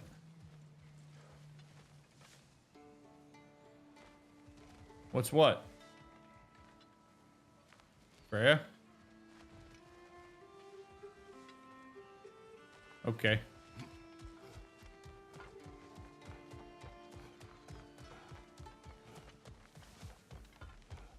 I swear I heard one of Odin's ravens around here.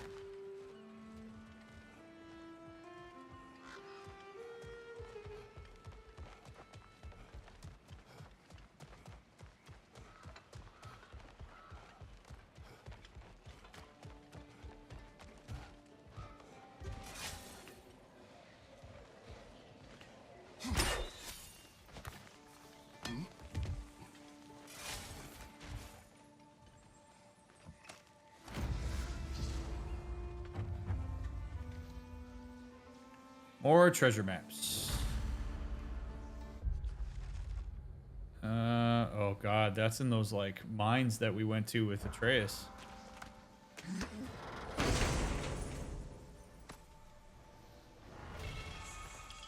These sandals, once belonging to a legendary gambler, are known for their ability to seize victory in the face of certain defeat. Flame whiplash. Have a moderate luck. Not interested.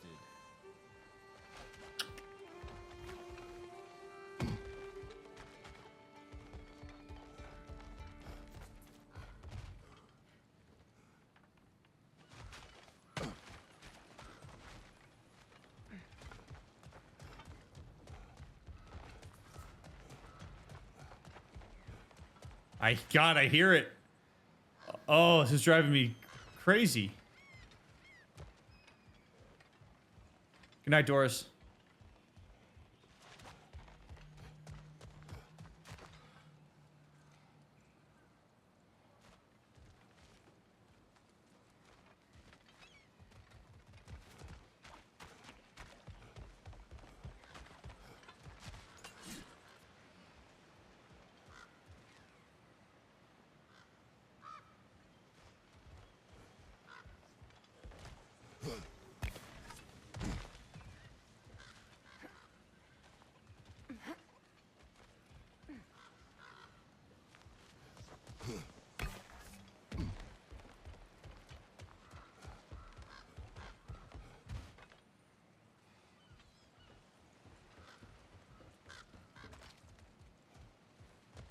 Oh.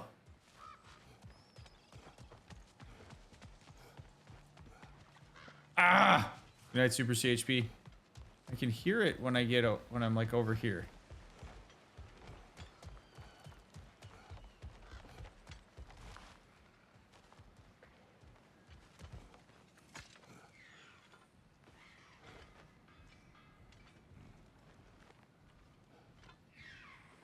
Okay, it's over here.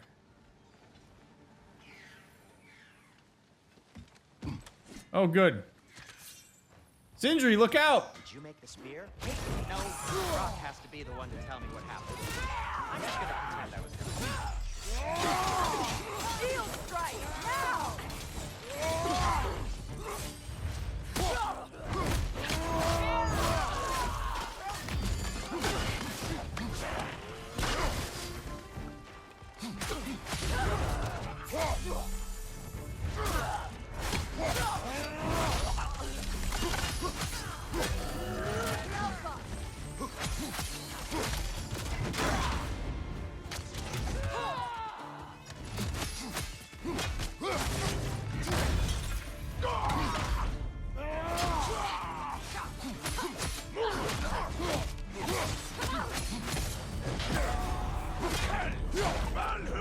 Oh, God.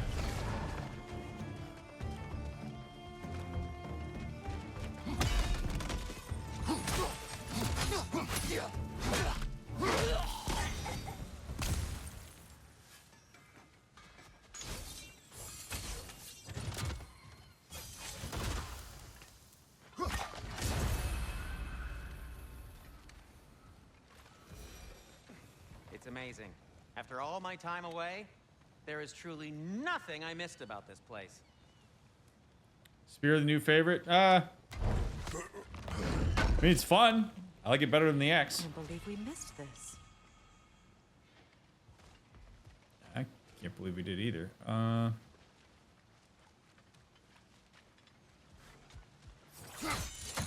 do like some of the backtracking we're doing here. It's fun to like come back to these areas once you have the right stuff.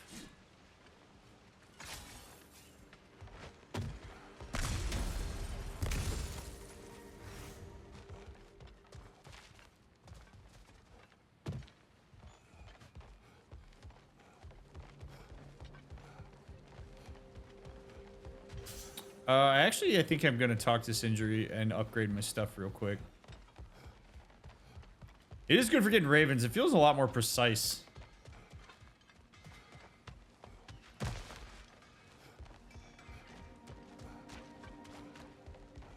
I'm here for you. And now, Freya? Does this work? Please say yes. Anything for Freya?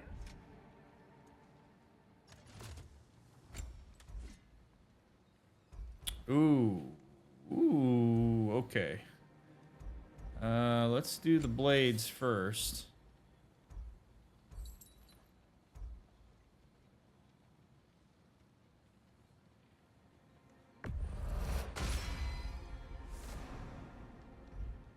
Hell yeah. All right, we got level 7.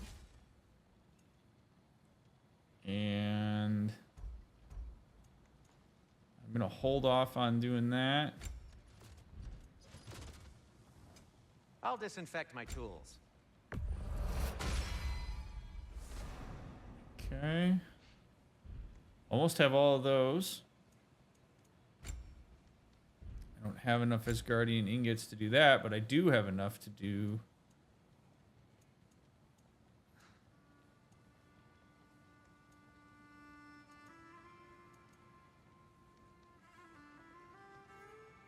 Restoration of status effects applied to enemies.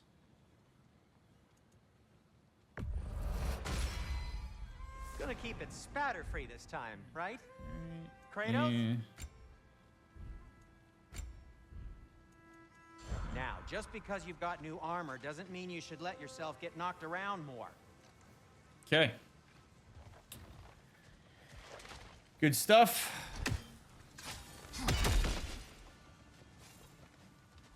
Okay.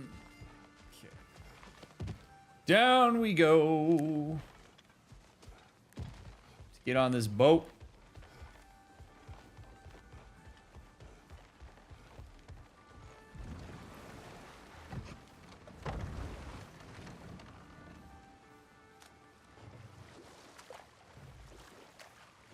Honestly, I'm glad they have you backtrack, because these like areas are just too beautiful to only go through one time. I also have to say that I did not expect that a large bulk of this game was going to be spent with Freya instead of Atreus. That has been a big surprise to me throughout this. I really thought that the bulk of the game was going to be us doing stuff with him.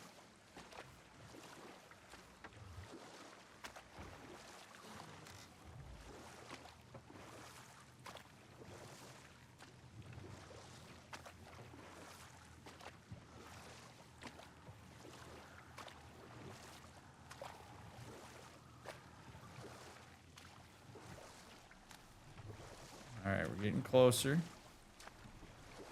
Jeez, we haven't been here in forever.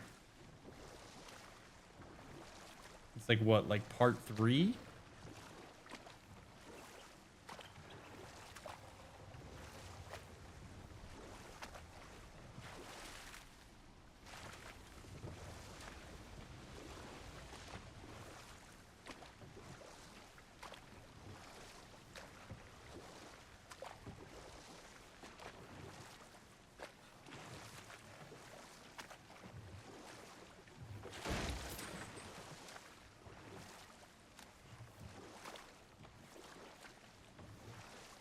Look at all this hack silver we missed. Also, I will remind chat that speculation about sequels to this game has the potential to be a spoiler, so I recommend not doing that.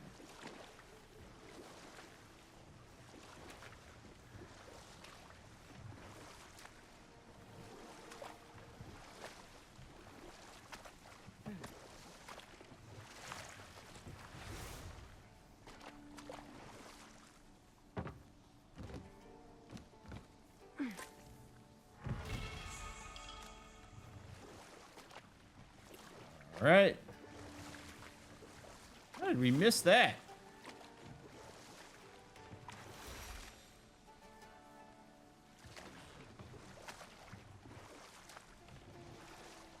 Under we go. Whee!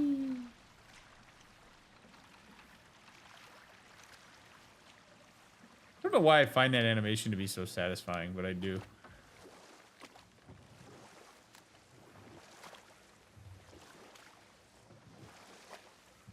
Thank God all this stays open so you don't have to do these puzzles again to reopen it.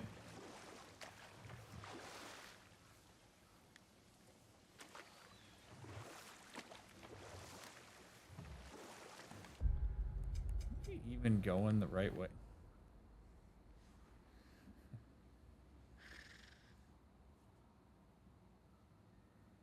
Am I going the long way here? I think I'm going the long way here.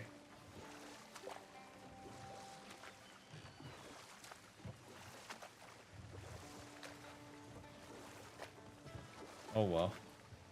What up, Savvy? It's weird to call you that. Sub some mizzles. Too bad they don't let you choose a companion. Yeah, right. I just take Brock everywhere.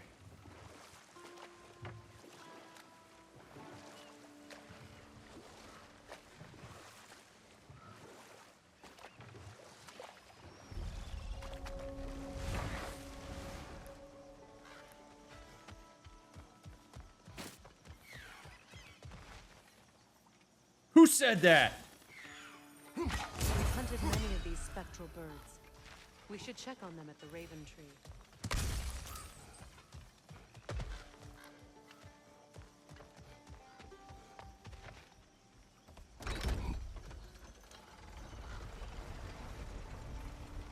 Ah, last time we took this, we were with Tyr. He was being all Jesus-y.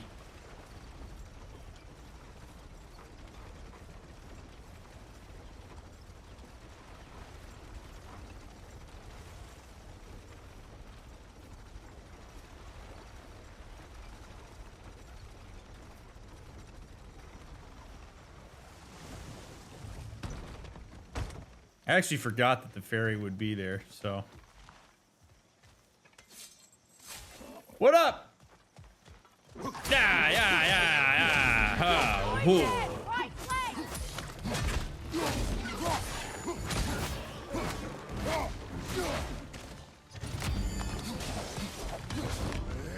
Oh, we got a big boy.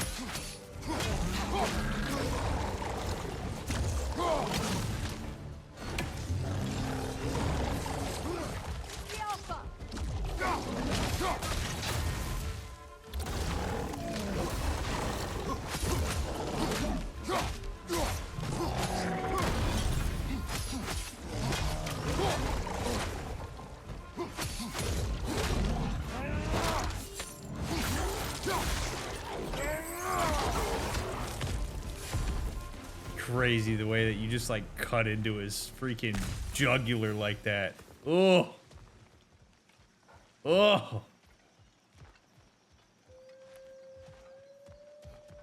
Nice, Gog. Brutal, man. Brutal.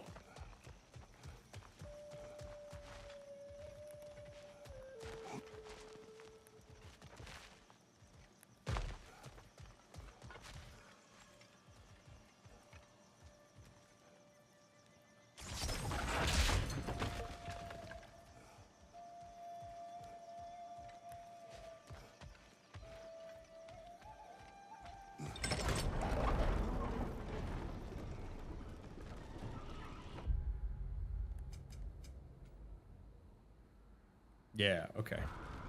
Is there a... Yeah, there's not... Okay, so I do have to go this way. That works. I don't mind retreading this.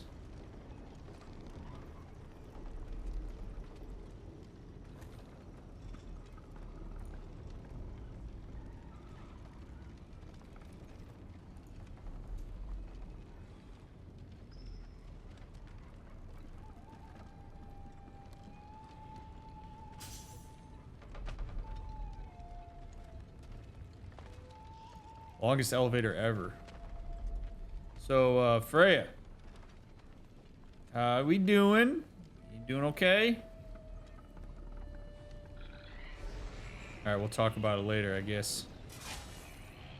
You like my spear? You like how pretty that is? Alright. There's some crazy shit going down down here, it seems.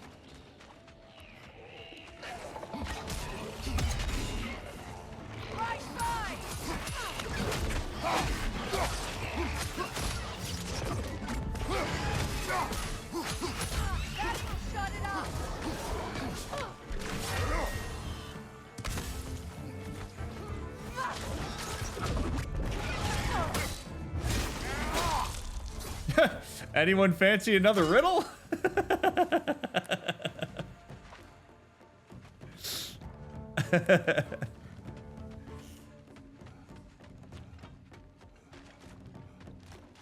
Wait a second.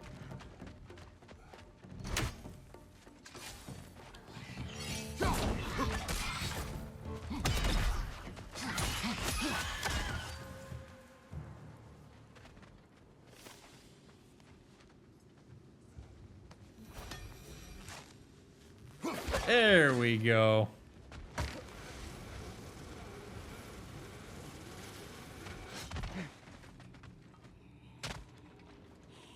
Whoa! Hi! Ooh, it's like those, it's like the, what the hell's their name in Ocarina of Time? The witches. One's a frost witch and one's a fire witch. Like something in Koches or something like that.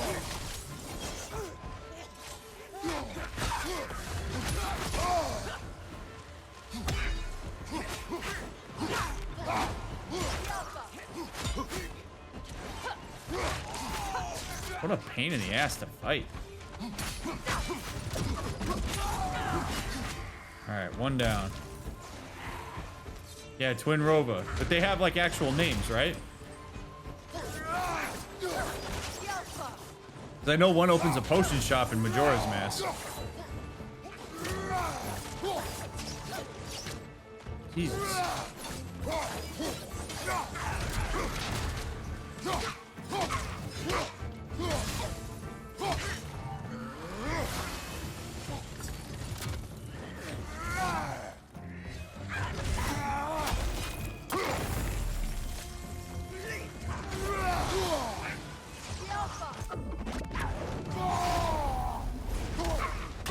Kotek and Kume, there we go. Thank you. I believe this fight is an Easter egg to that fight. Is it really? Oh, that's cool. It's immediately what I thought of.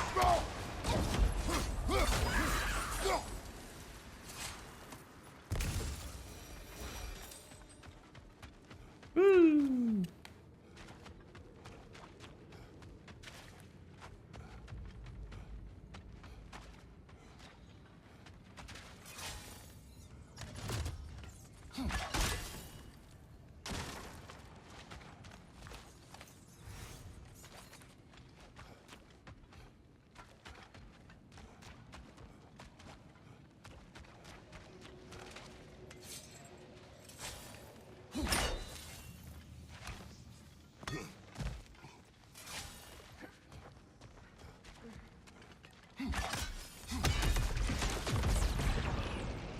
This is actually kind of neat the way that they did this. So like you can basically backtrack with the spear.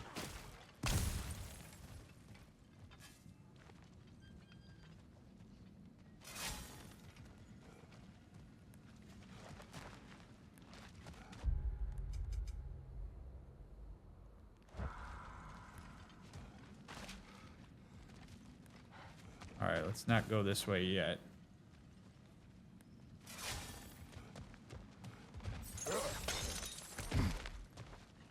Let's get this chest and this. Ah, another of Kvasir's poems. All right. A deadly tale of blood-slick misery conjured into being by I, Kvasir. Kill and die, wound and sigh, bleed and perish, slash and cry. Inject and deflect, think and reflect, fire, expire, murder, infect. The moon grows crimson, the mad townsfolk shout. The city a prison, carve your way out.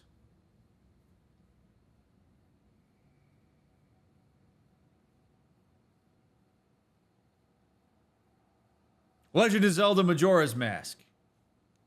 I'm sure that's not what it is.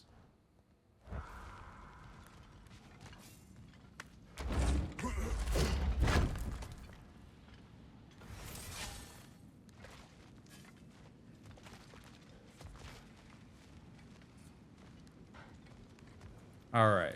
How do I get over there? Oh, there you go. Would you like to know? Sure. Yeah, I don't care. I probably won't know the answer. I probably won't figure it out, so go for it.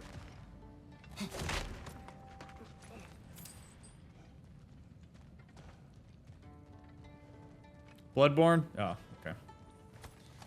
I played Bloodborne for a very short period of time and was not really into it, despite loving Souls games. But Bloodborne, kind of whatever. Whoa! Oh shit! What up?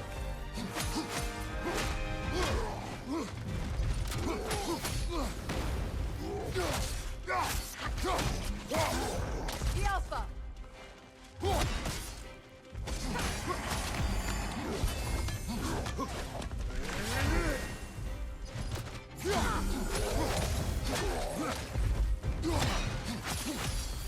Wow, this guy was not very difficult.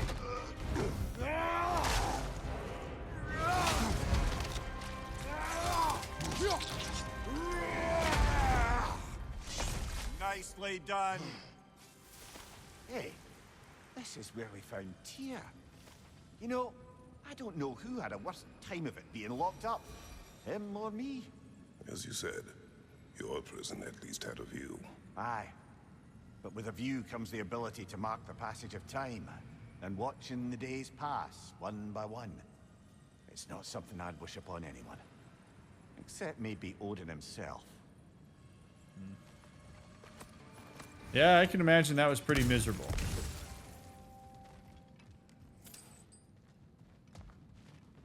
This is where we found Tyr. I mean, this is miserable, though. Like, holy shit. Hidden to the Four Winds. Oh, hell yeah. There we go.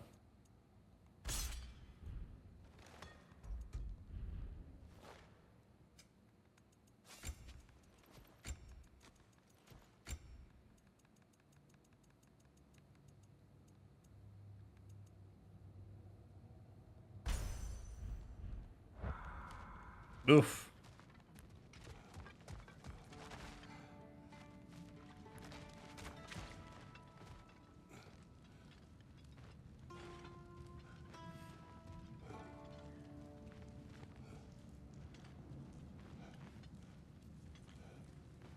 Yeah, I mean, I'm glad they make the backtracking interesting. I don't think the right question is who had it worse. No, it's definitely not. Comparing that kind of thing is not really useful for anyone, but I do appreciate that at the very least Kratos used Mimir's words instead of like doing his own silver lining. Like you said it yourself, you had a view. It's a lot better than saying like, well, at least you had a view if Mimir never said that.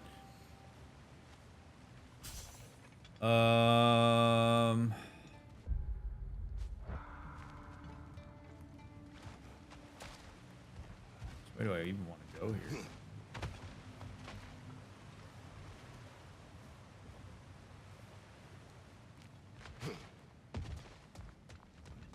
Favorite realm so far? Oh, I don't know. They're all cool in their own way.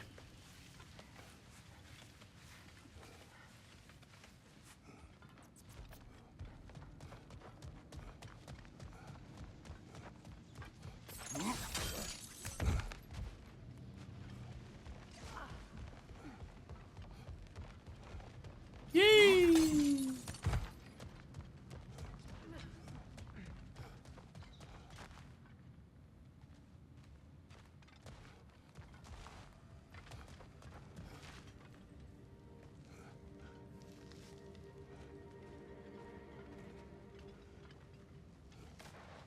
I do like how like snowy and miserable Midgard is.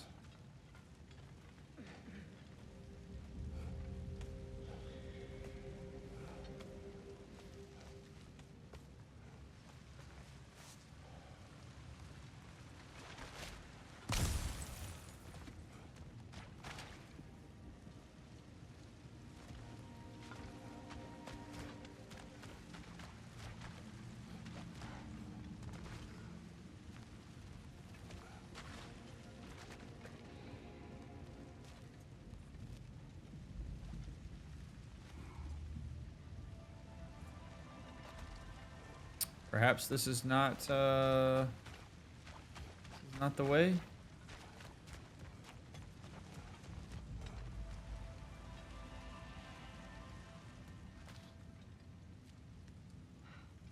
This is not the way.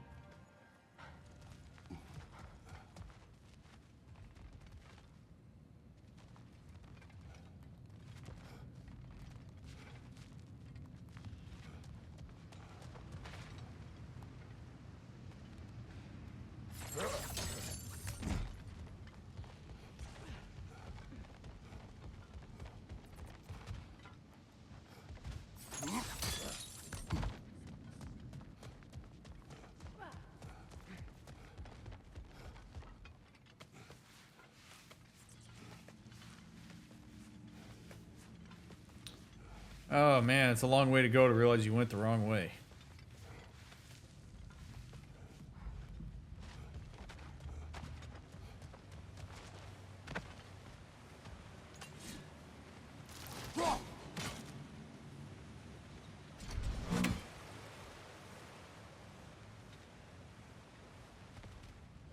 Or did I?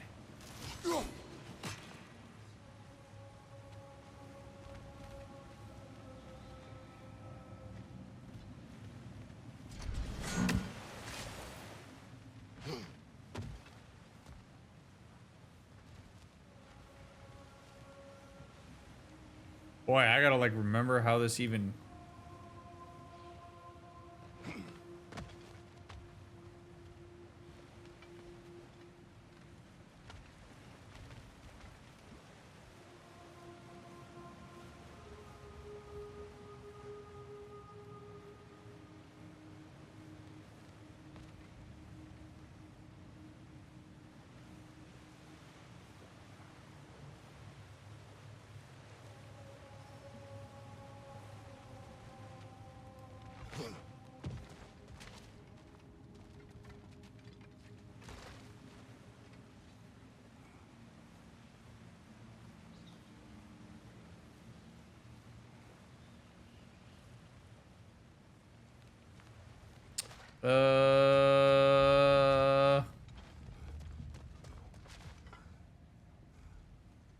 Okay.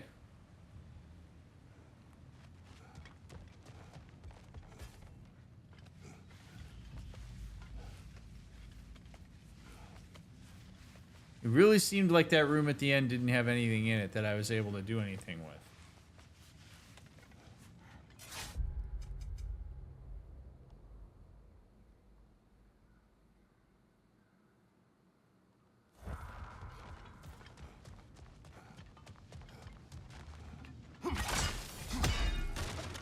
Look. Oh, there we go. Where? Where, Freya? Oh, this door? Okay. Tricky. All right.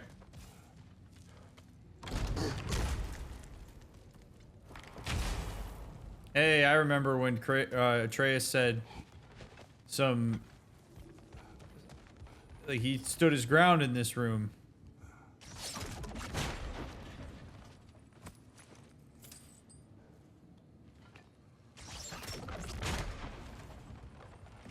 Feels like so long ago.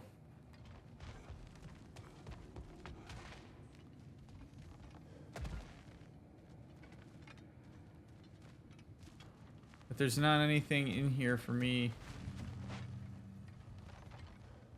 to grab.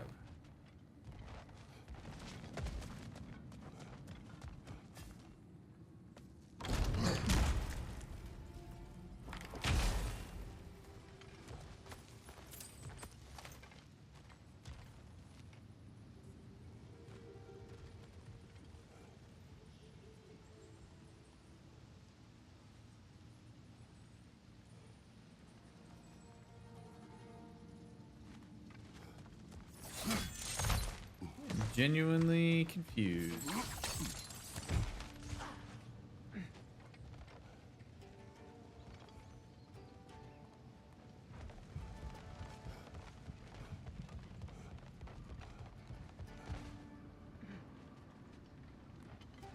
Oh, here we go. Okay. Oh my goodness.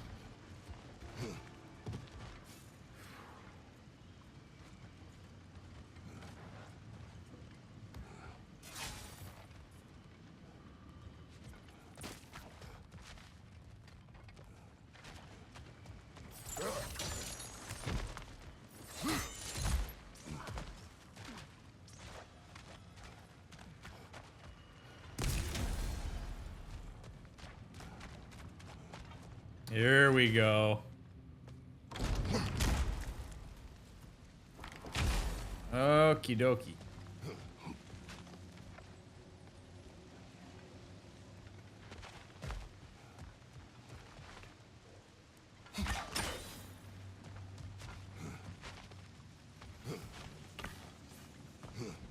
Nice.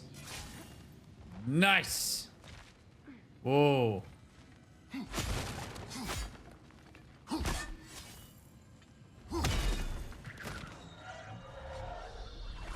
Ooh. Okay, so you gotta chuck a spear into each one of these.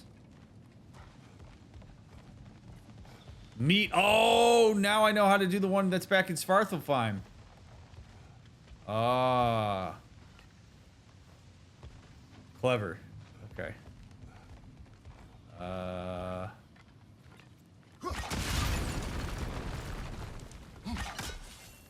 Two.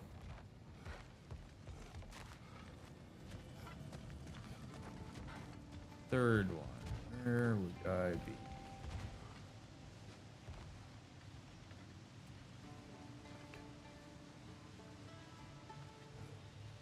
Where would I be if I was...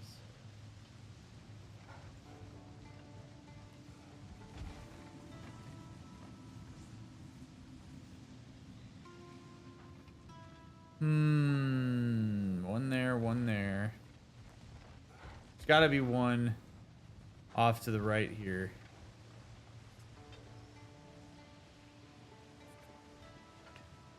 It's just like chilling out in the distance. These are usually not overly complicated.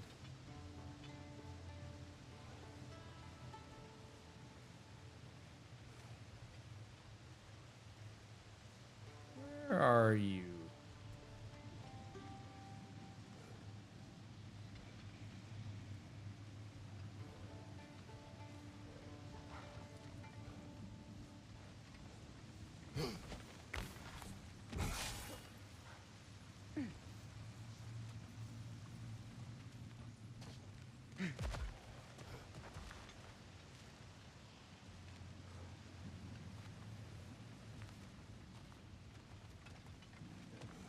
It's not like there's like a ton of places that it could be.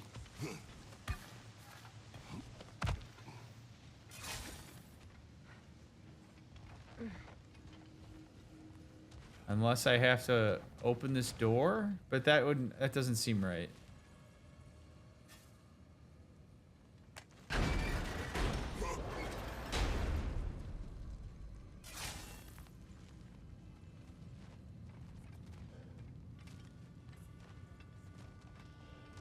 I really doubt it's not. You don't ever go. Yeah, no, there's no way. It's got to be in here somewhere. And it's probably super obvious, and I'm just... Oh! Clever. That's cool. All right.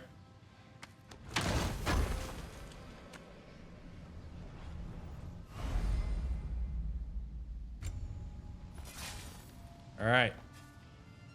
Let's do this. I'm guessing this is one of the Pokemon. Yep.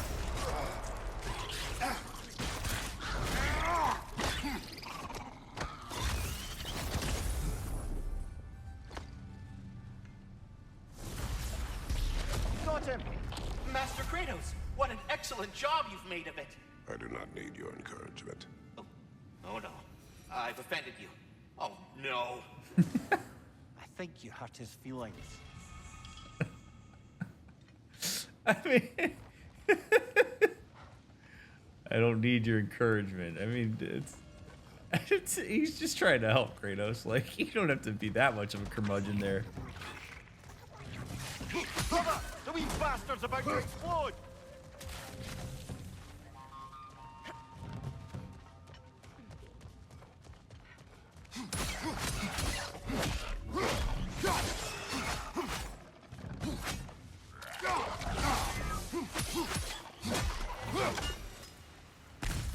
Okay.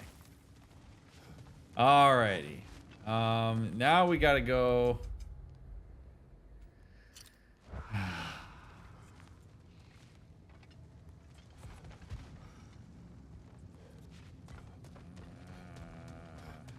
do we get out of here?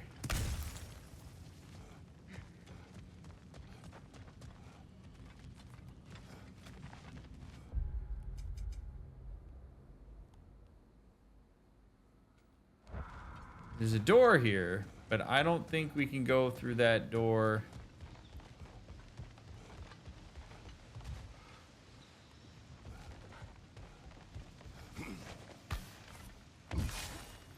How else do we get out of here is the question.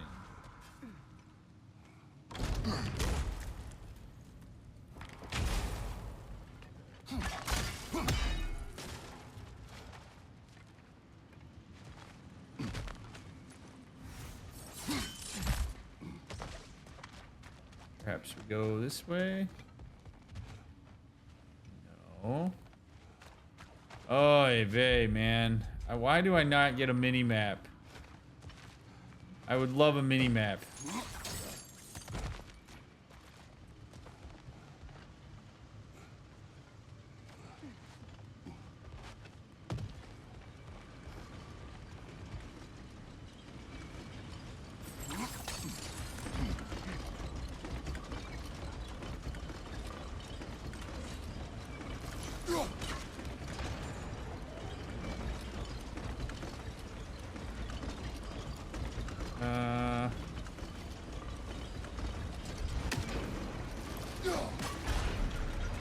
There we go.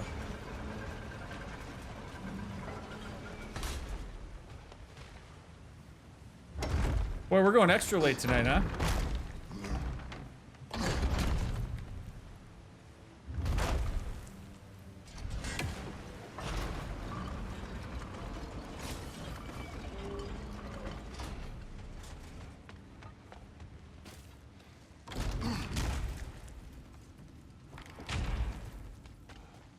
No, no!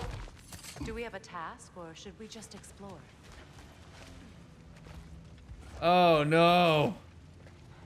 Ah, this freaking room. No. No. God damn it. I knew as soon as I went down. Oh.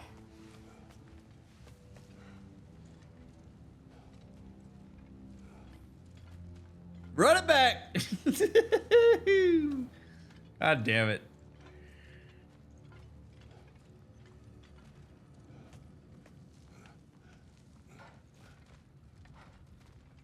Oy vey, yay, yay, yay, yay. This is the only way to get there, though. This is what's frustrating, is like, why don't I get a door there?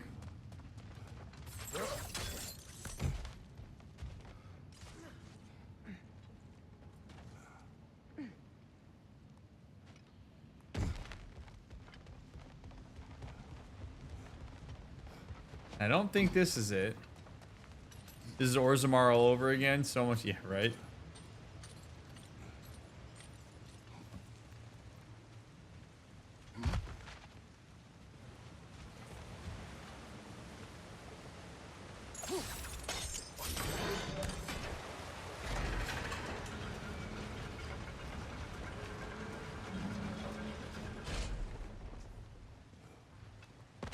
This ain't it, man. Ah, I need to figure out how to get out of here. I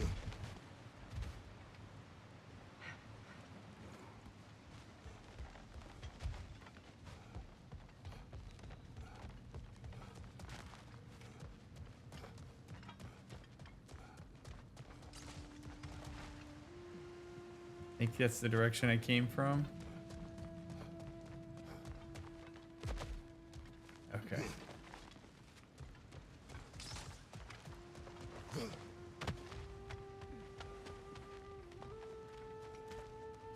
This really is something. Here's hoping I'm going in the right direction.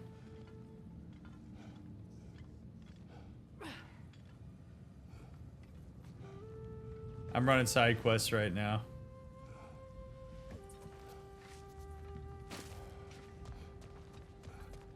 Which is enjoyable, aside from the fact that these mines are like...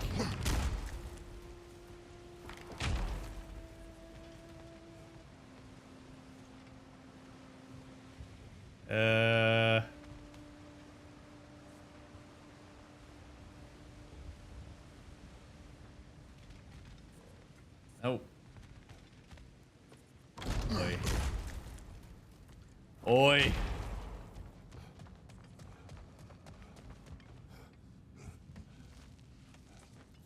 The gang gets lost.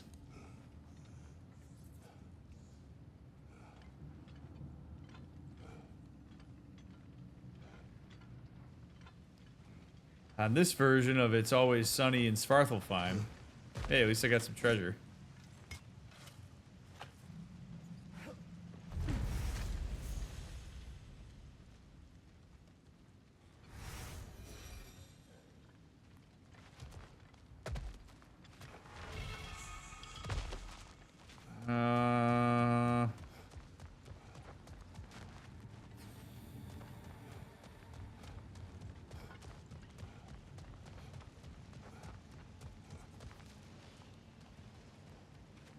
Boy, this is honestly kind of crazy making. Like, accidentally found a treasure. Yeah, right?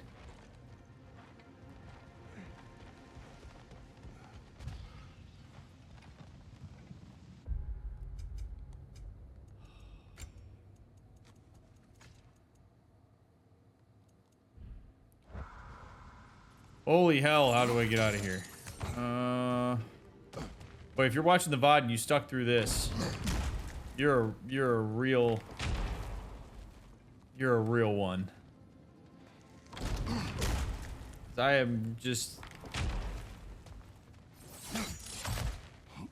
Look, over there. Where? Freya? What am I looking at? Why? It's not helpful.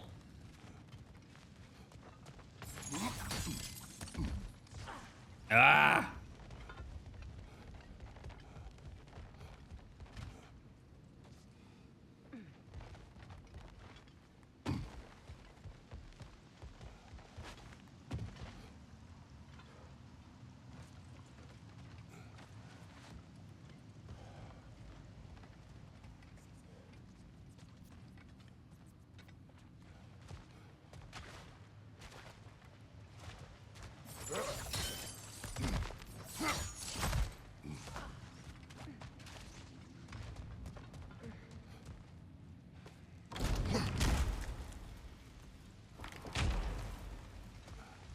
This is just wild to me because it really does make it seem like this is the way that you're supposed to go. And then you find this door, but then you go up here.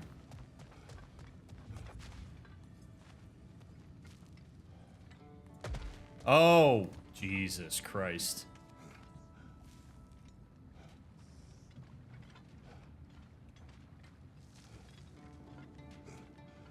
All right, that's one moment where I'm glad there's some white paint on the ground.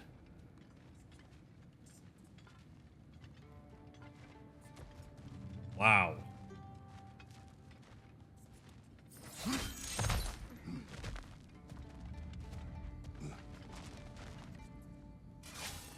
Rolling baskets.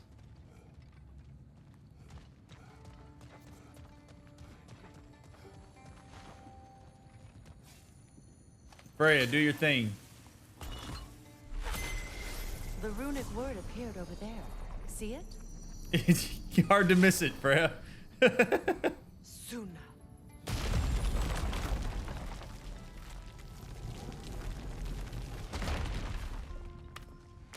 Do you see it? As it's like the sun right in your face. Banahog knob. Not interested. Do you see it, Kratos?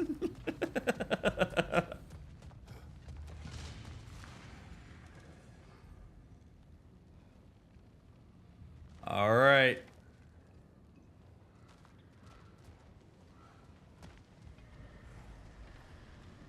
The Hildcrave's battle that grave will provide. Woo! Wish me luck. I gotta get in battle stance.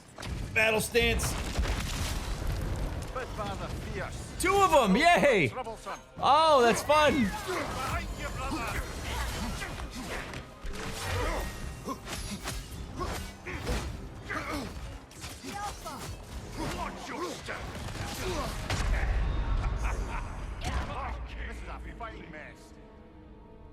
That was a one-hit kill?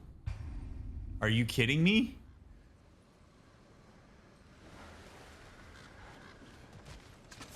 Okay. Hold on. Hold on. I refuse to accept that that's a one-hit kill. Watch out!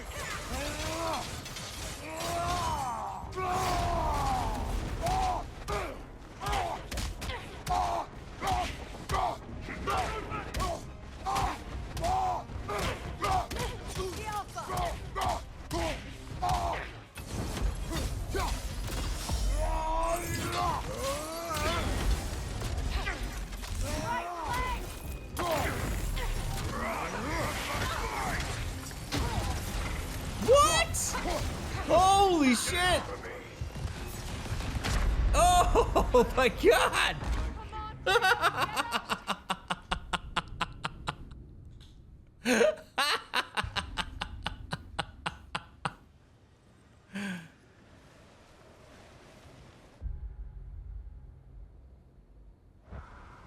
Okay, so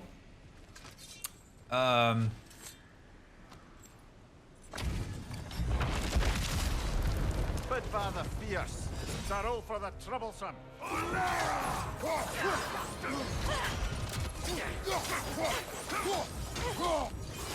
I'm waiting, pretender. oh. Yes! Seek glory, my love. Oh! You all right, brother? We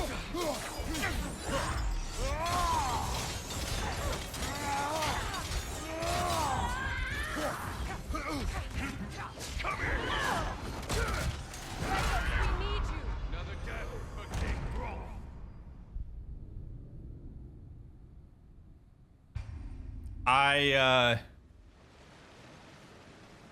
I admit defeat. I admit defeat on this. I'm underleveled. That's pretty obvious. There's no way I'm going to beat these guys. Not when there's two of them. If there was one, I'd be willing to try to do this fight, but not with two. There's just no way. I'm going to be here until I die, because it'll take so long. So I'm going to go ahead and end us here, because it seems that we have done all the side stuff that we can do here. So we're going to move on in part 24. So a little bit less of a cliffhanger here. Honestly, if you made it this far, you're a real champ. So thanks for making it this far. I am grateful for your support of these playthroughs. I really can't say that enough. Thanks for your time. Leave a like, leave a comment, follow the links in the follow the links in the description. It is a pleasure to play this game and analyze it, and I am honored that you are interested in what I have to say about it. So thank you. All right, if you're binging, see you in part 24. If you're waiting, we'll get it out as soon as we can. I appreciate you. Catch you on the next one.